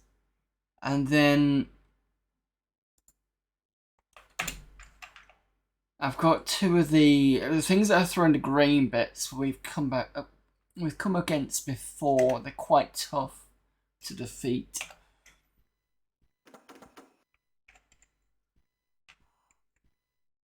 I think I remember wasting a load of grenades on them, to be honest.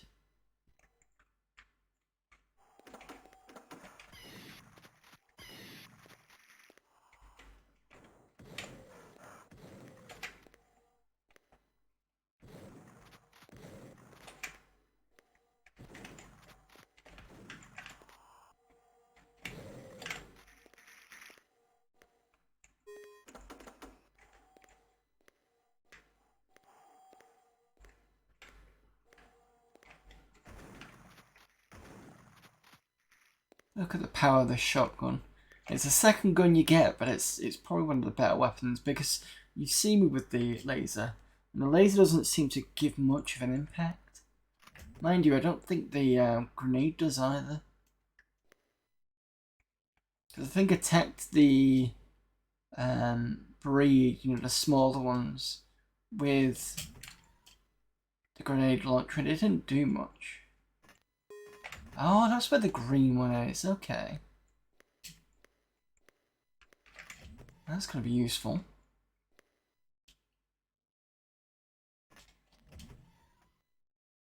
Stuff that couldn't be done in Doom. Essentially rooms over the top of the other ones with the space on. I mean, you could do higher up rooms in Doom, but not to the degree where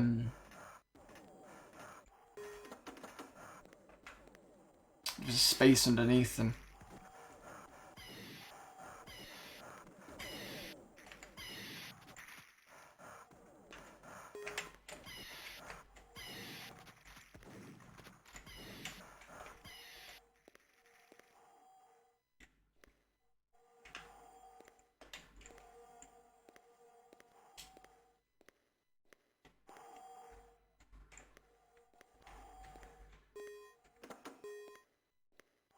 And let's not press anything at the moment.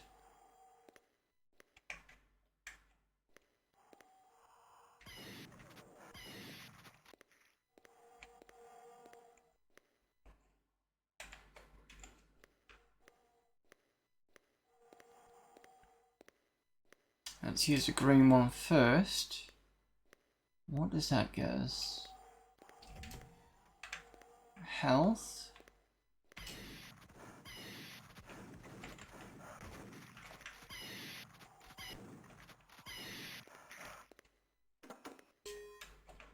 Oh.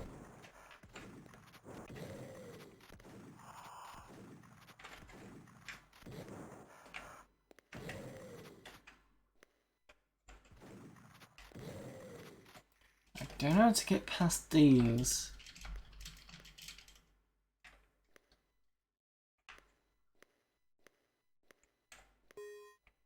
I don't see any switches unless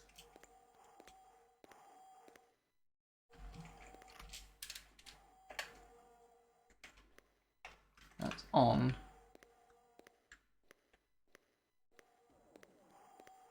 No, okay. No.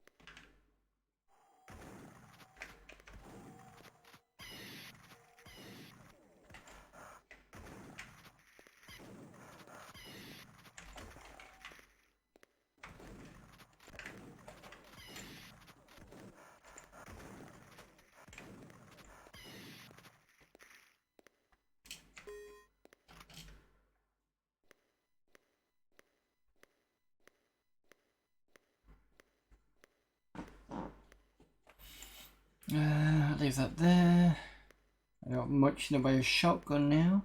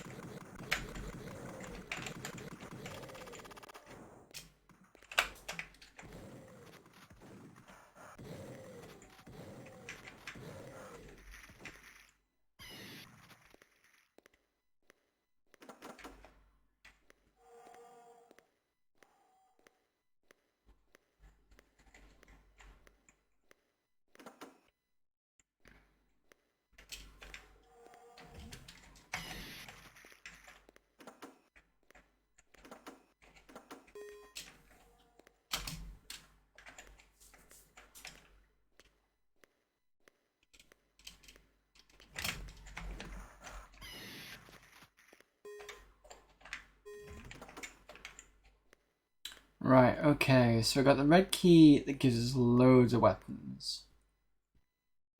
But there's something about going in there that causes that kind of robot thing to come out. Going in here, I think releases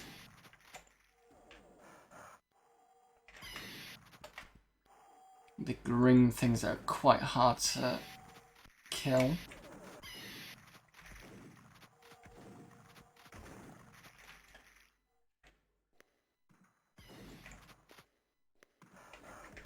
Oops.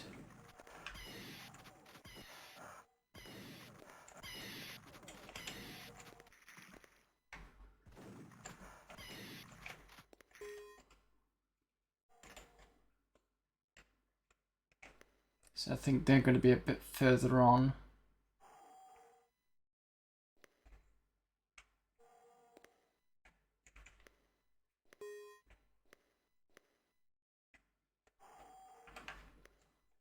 There, yeah, that's one. Originally there was two wandering around, but I don't know where the other one is.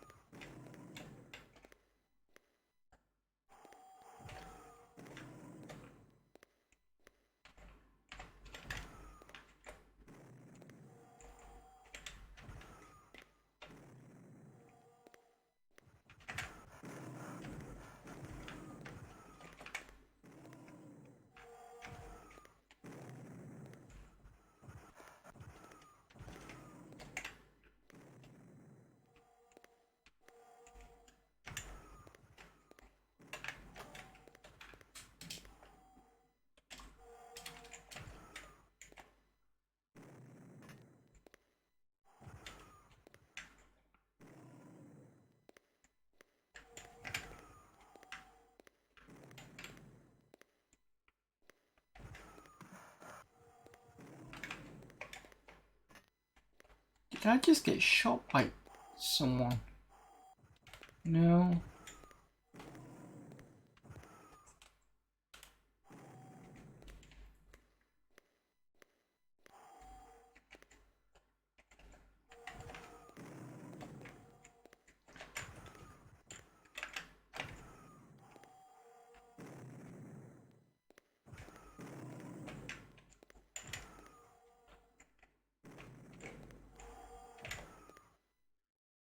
See, I can argue this should still do quite a bit of damage on area of effect. But it doesn't seem to do. Which is why I don't like these weapons.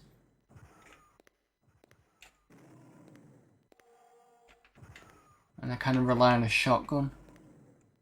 But when you don't have much ammo for the shotgun, then you're kind of a bit buggered.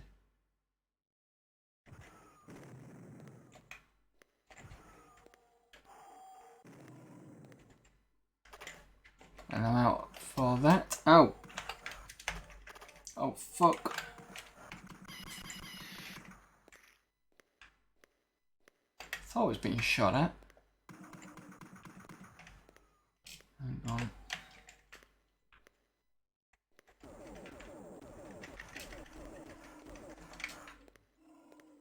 And he just stripped off most of my health.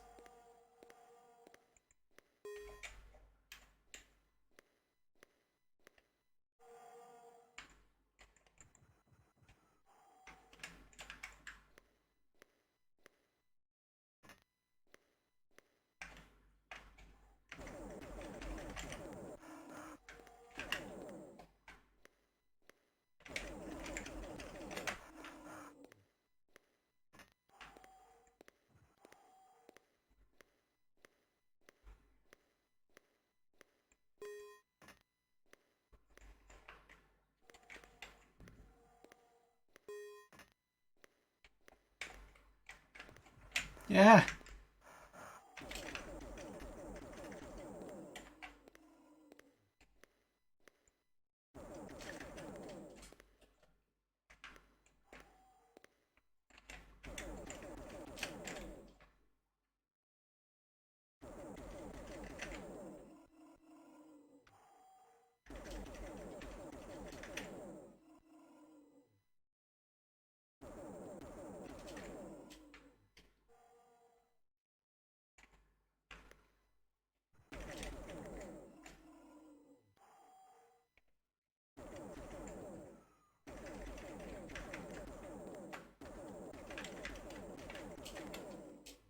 Got you. Finally. How long did that take and how much bloody ammo did that eat up? Right, okay, so I've got this thing here. Maybe...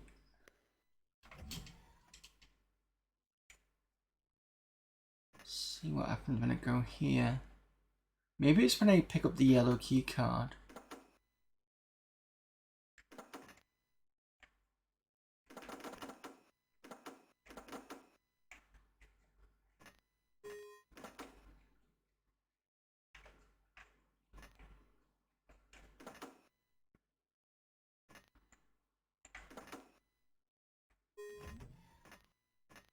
Yeah, it's when I pick up the yellow key card.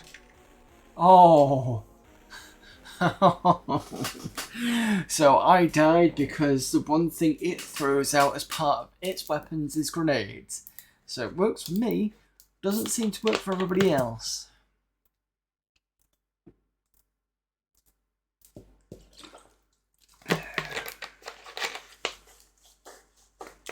Wouldn't mind, but I've already semi-rage quit a game already, just to play this.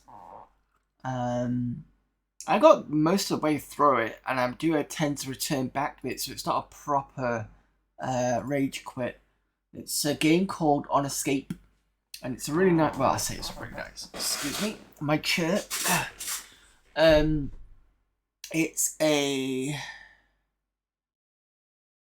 really nice kind of Another World clone, but the problem is it's like Another World. It's got some cheap areas, So I think one area just drove me to the point of just like, no more.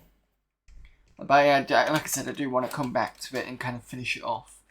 One thing I do like about this is the password system. So I'm not kind of having to redo all this over again. But it would be nice for a bit of a save state.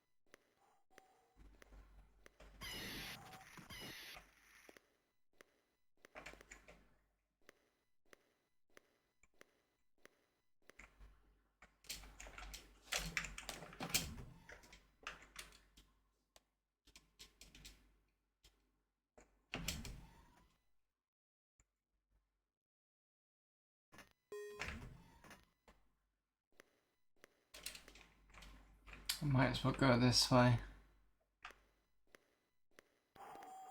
This door I've not been able to open. Just try it. Oh. No, I don't think so.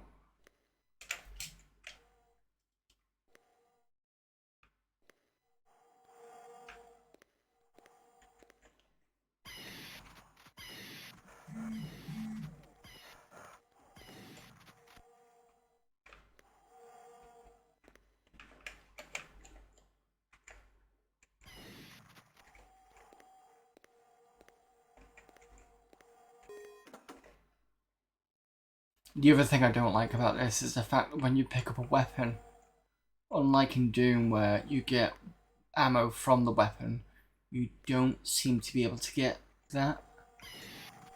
It's just like, it's just a weapon, that's it, nothing else there.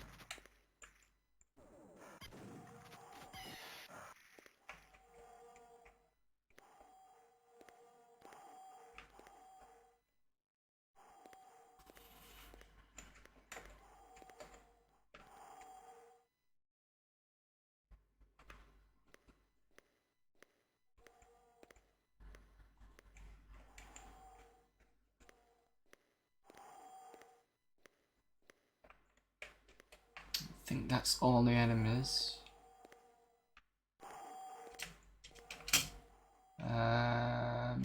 This way first for a change. Oh, I can't go this way first, I've got to go to the left first.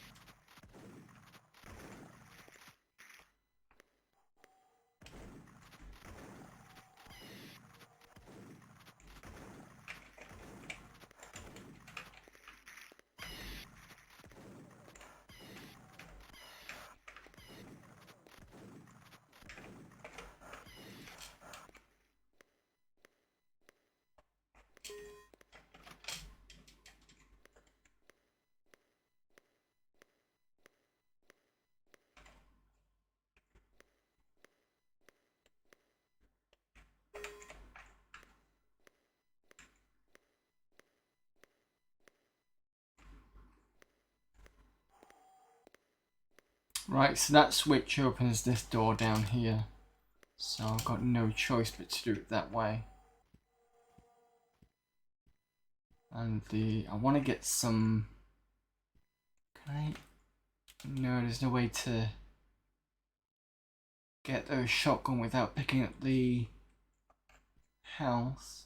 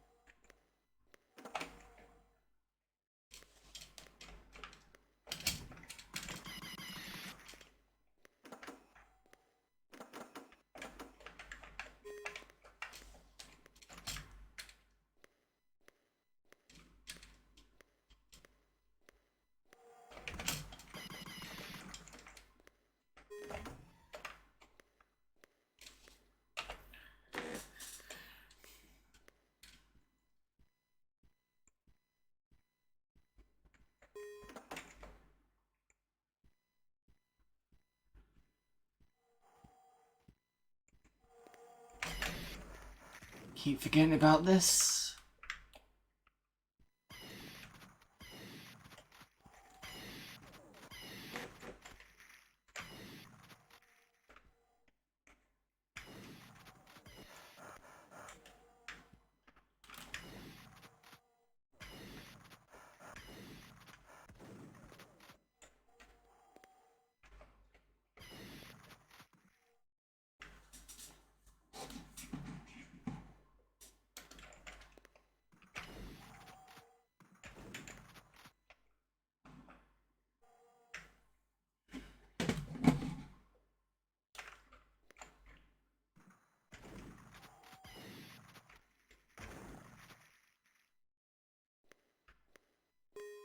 Nice bit of sniping from the shotgun.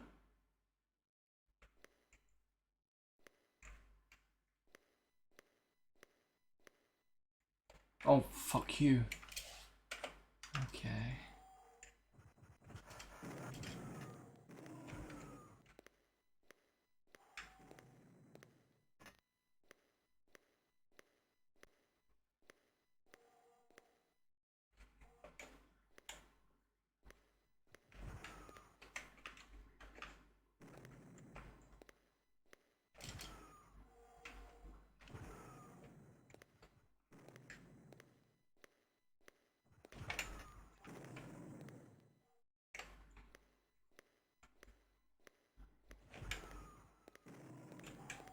Wait, is that two of them now? Because there wasn't two of them before. Yeah, there's two of them. So where did the other one disappear off to in the last game?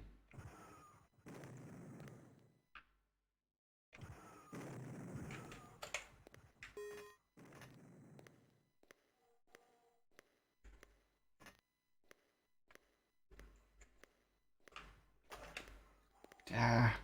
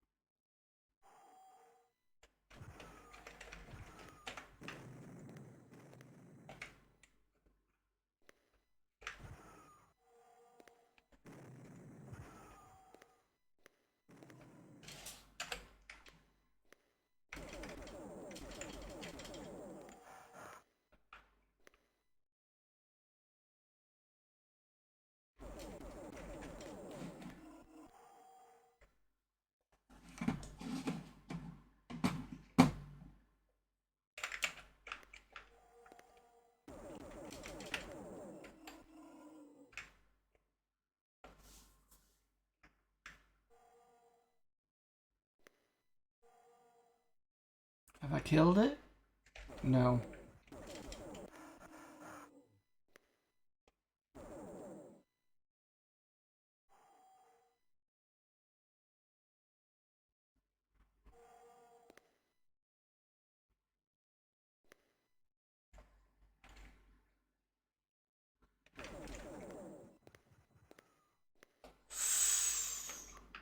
Where's the other one? Where have you gone? You dead?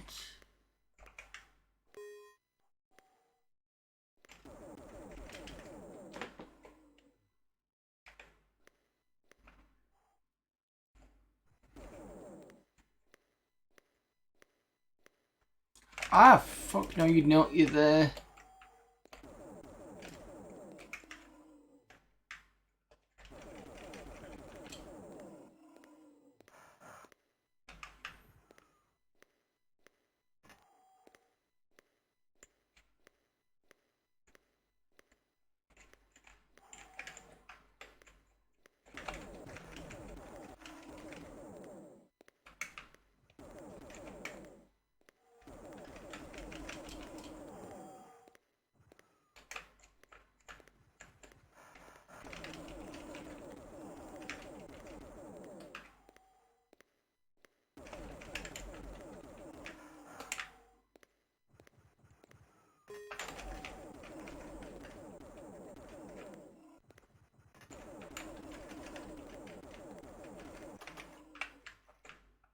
That's you dealt with.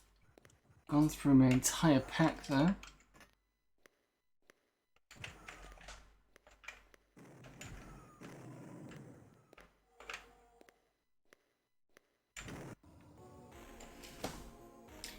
Stood too close to him and shot myself. Great.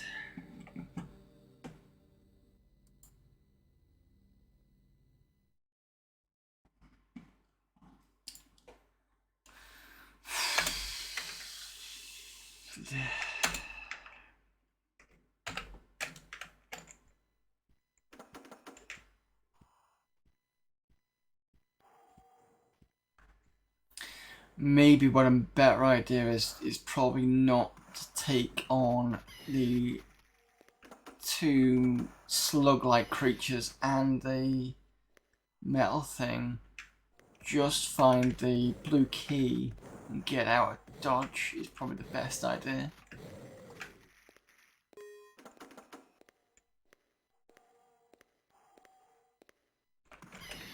Whether I can pull it off though is another thing entirely.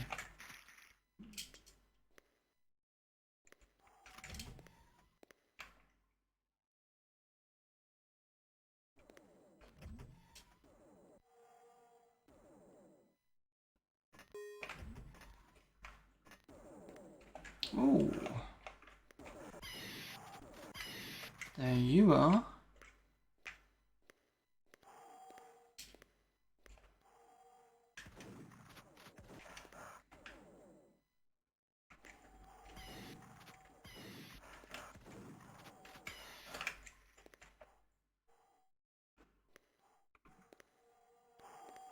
Just to reiterate, there's the gun. And no new ammunition.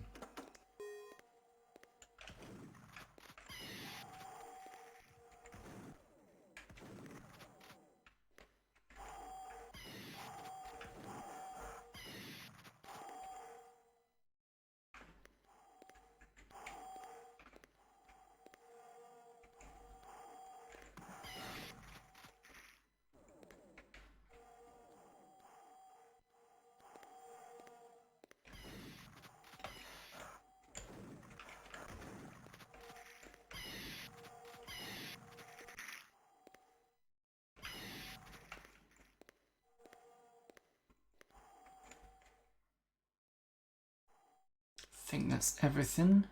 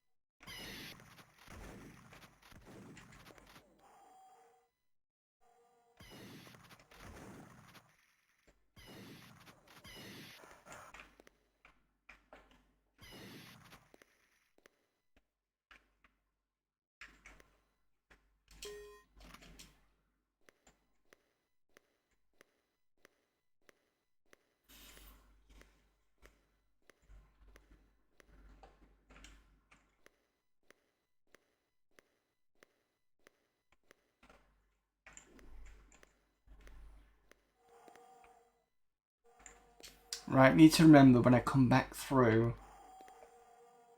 Oh, hang on a minute. Open this door.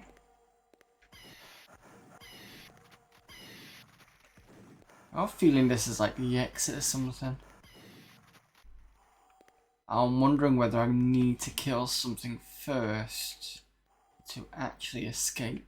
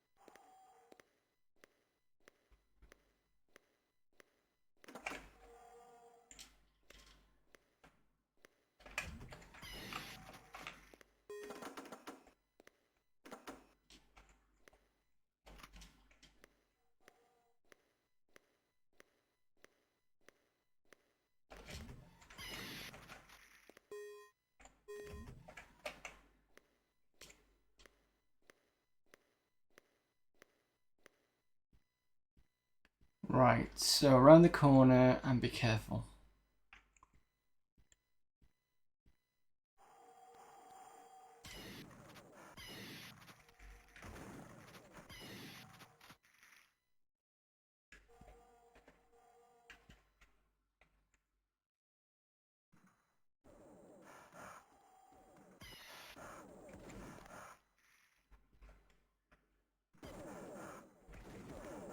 Ah, that's where you are.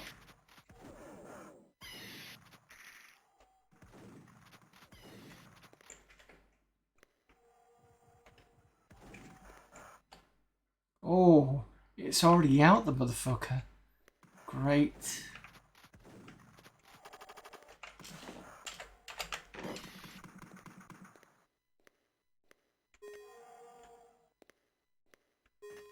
Yeah, they're already both out.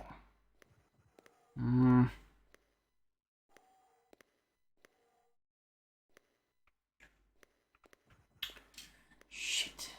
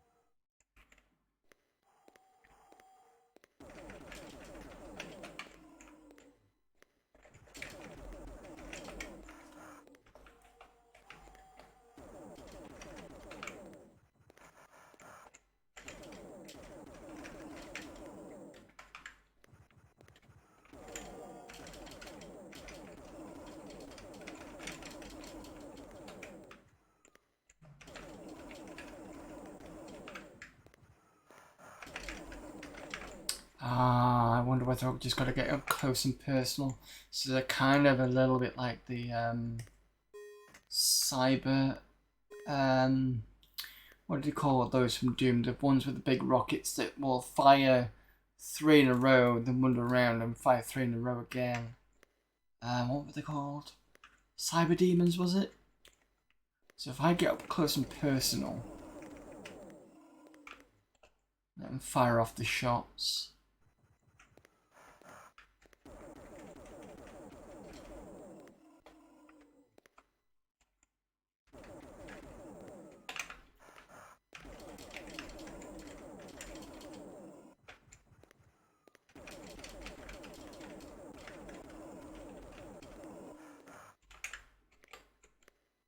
Right, okay, so those two are done. Right, okay, so that's what I needed to do.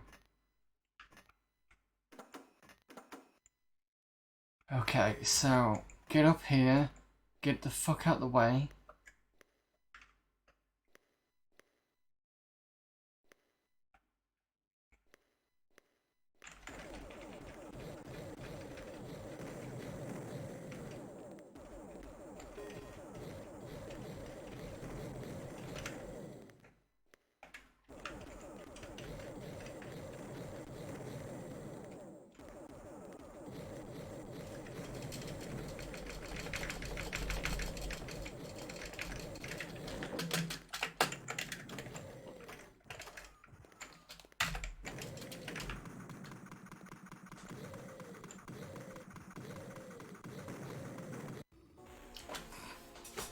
at myself right up into the wall.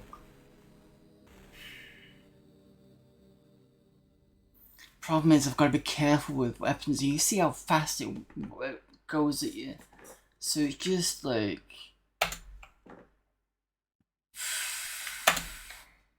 getting close. That's always a good thing. In fact, just... no, just stick it this one.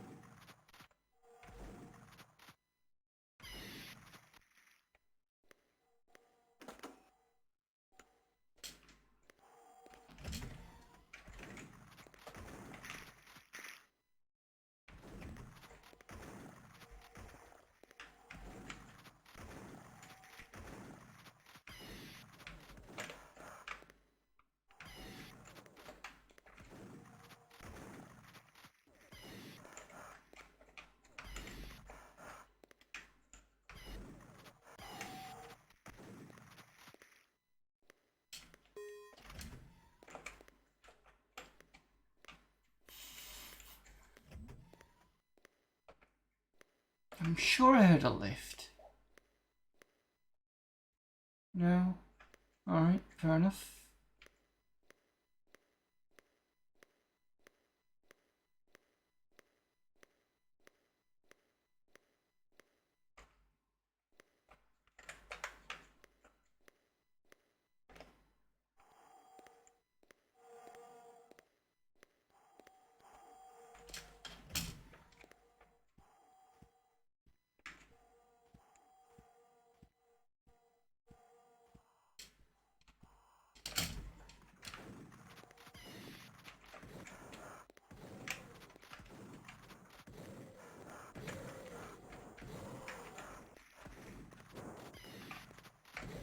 I'm tanking some shots here because I know I can get some shotgun ammo. I think you've already seen that. Just want to make sure you're not thinking of going mad or anything.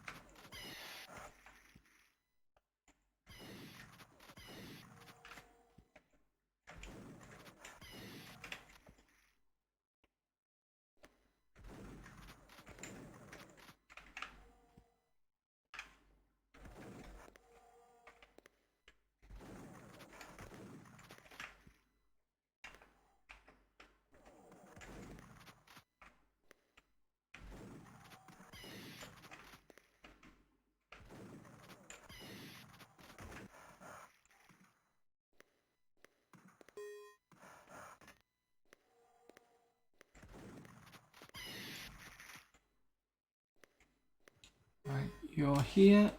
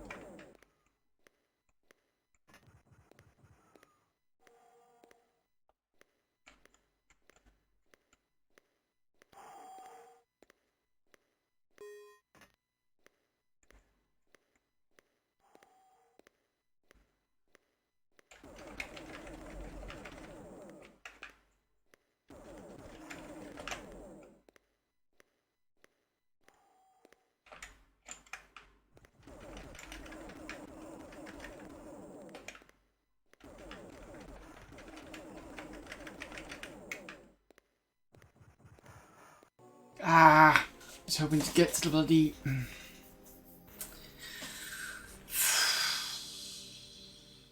Right, I'll do another 30 minutes of this. Maybe I can squeeze it through in the next 30 minutes. Depending on how many stupid things I do.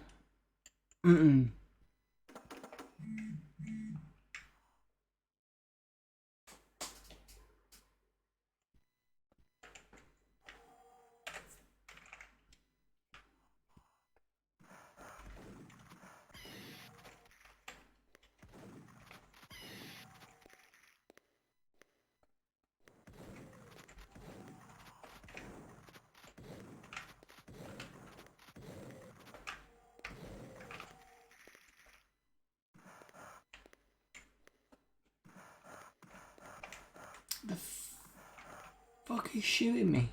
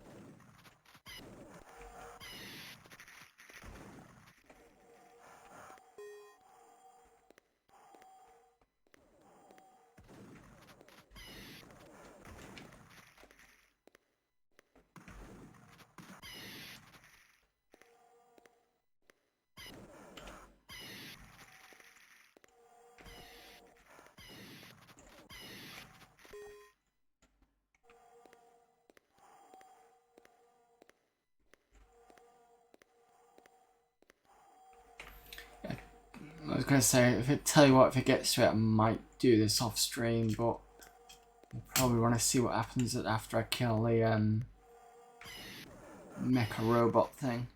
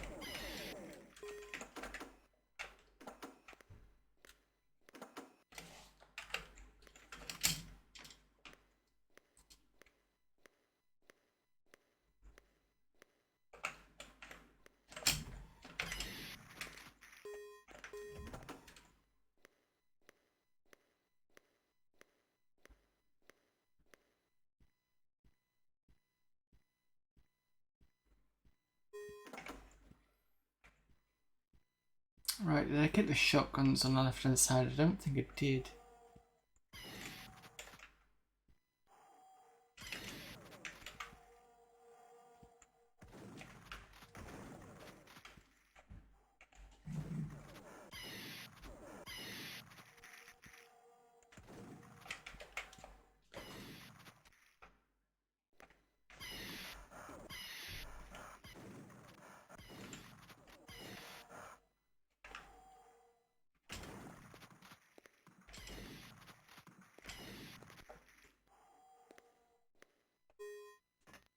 Still quite satisfying to see them splatter everywhere.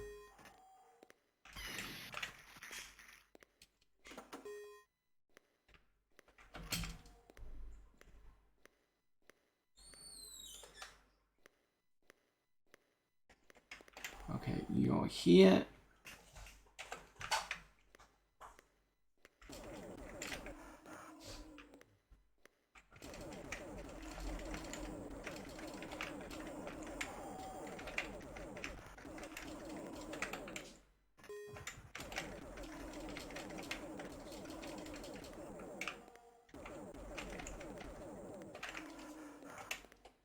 Shit.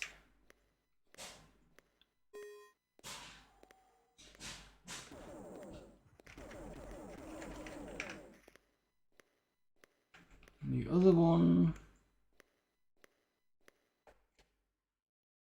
is not here.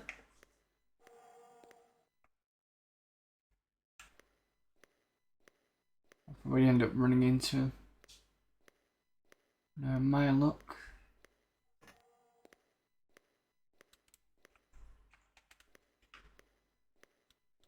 Not here.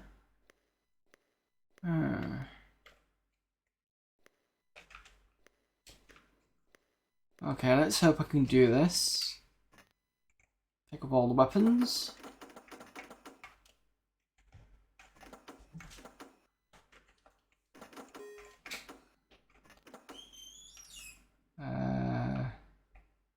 Still up, cool. Right, what do I want to do?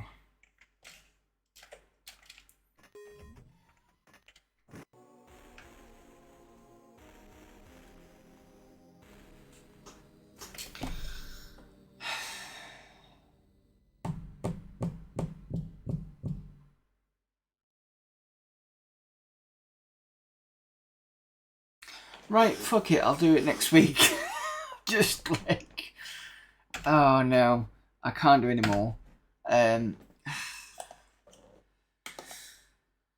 Enough for today. Sorry, I can't believe. I was thinking I'll just shoot as I go up the stairs, but the problem is, like, as soon as I hit the stairs, I shot, and that was such a stupid idea, and that's why I died. So, but at least now I know that I can actually dispatch the two slug things. But the problem is, you've got to get really close up, which is kind of weird, considering you've got a laser. Like, I understand it if with a shotgun, because obviously the closer you are, the more damage you're going to do. So why does it feel the same way with the laser and probably the rocket launcher? Because you're not supposed to be quite near them when they go off. It doesn't make sense. But yeah, the thing is Alien Breed 3D is kind of enjoyable. It does have some really nice maps. I like the layout. It's well thought out, but the weapons are just not. They're not good. Like, the shotgun is probably the favourite weapon, because you see me pick off enemies in a distance, no problem. Yeah. Anyway, I'll return back to it next week. Cross fingers I can actually get this done, and at least I'm pretty much almost closer. I've just got to not do stupid things.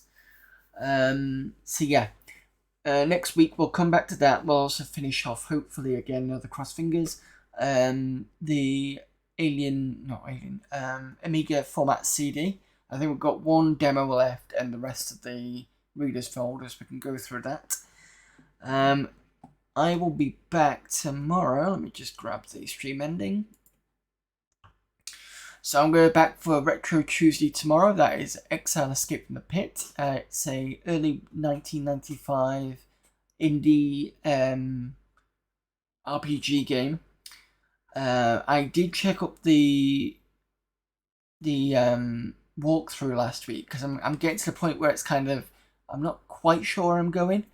And basically the walkthrough says when you start from Fort Exile, go all the way to Silvar, which is on the west, and then go north, and kind of keep going north. Pick up a mission from, I think, the next time I'm over, and go to like the Fort Underground. So that's what we're going to do next week, is we do that. And then if I remember right, there was a bat cave on the right hand side up the top, and there was another cave further up. So we'll do those two as well, because we haven't actually done that, to be fair. We just kind of wandered around the entire place, which, to be fair, is huge. So, I mean, there's plenty to do. It's just getting the right direction to go and basically doing it that way.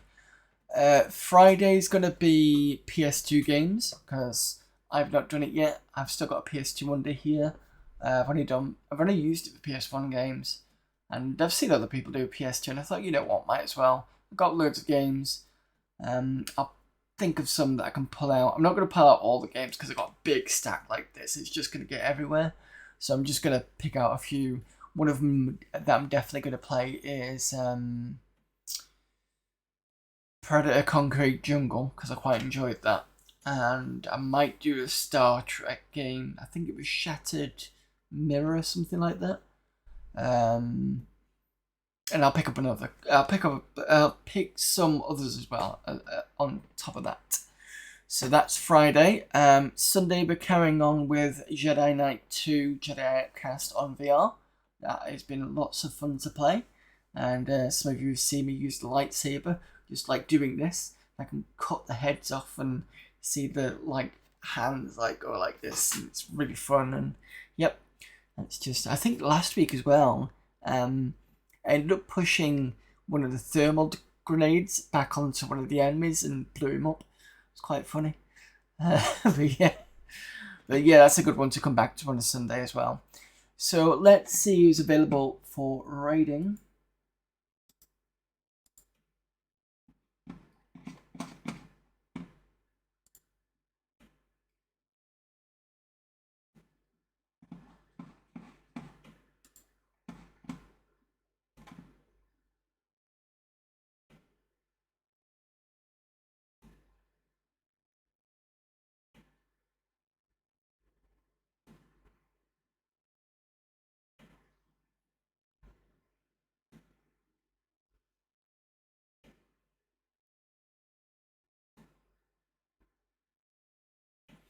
You know who we haven't raided for a while? I think we should go and pay a visit to Last Time Lord, who is playing translated Super Famicom SNES games. That sounds like a good one.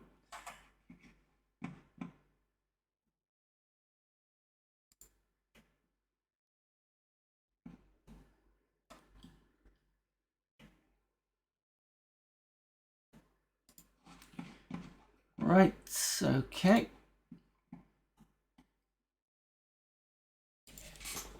Let's get this in.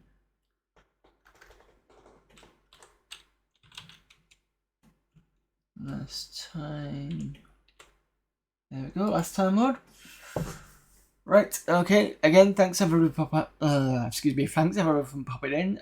You know the rest of the schedule, and until I see you again, I'll see you later. Bye.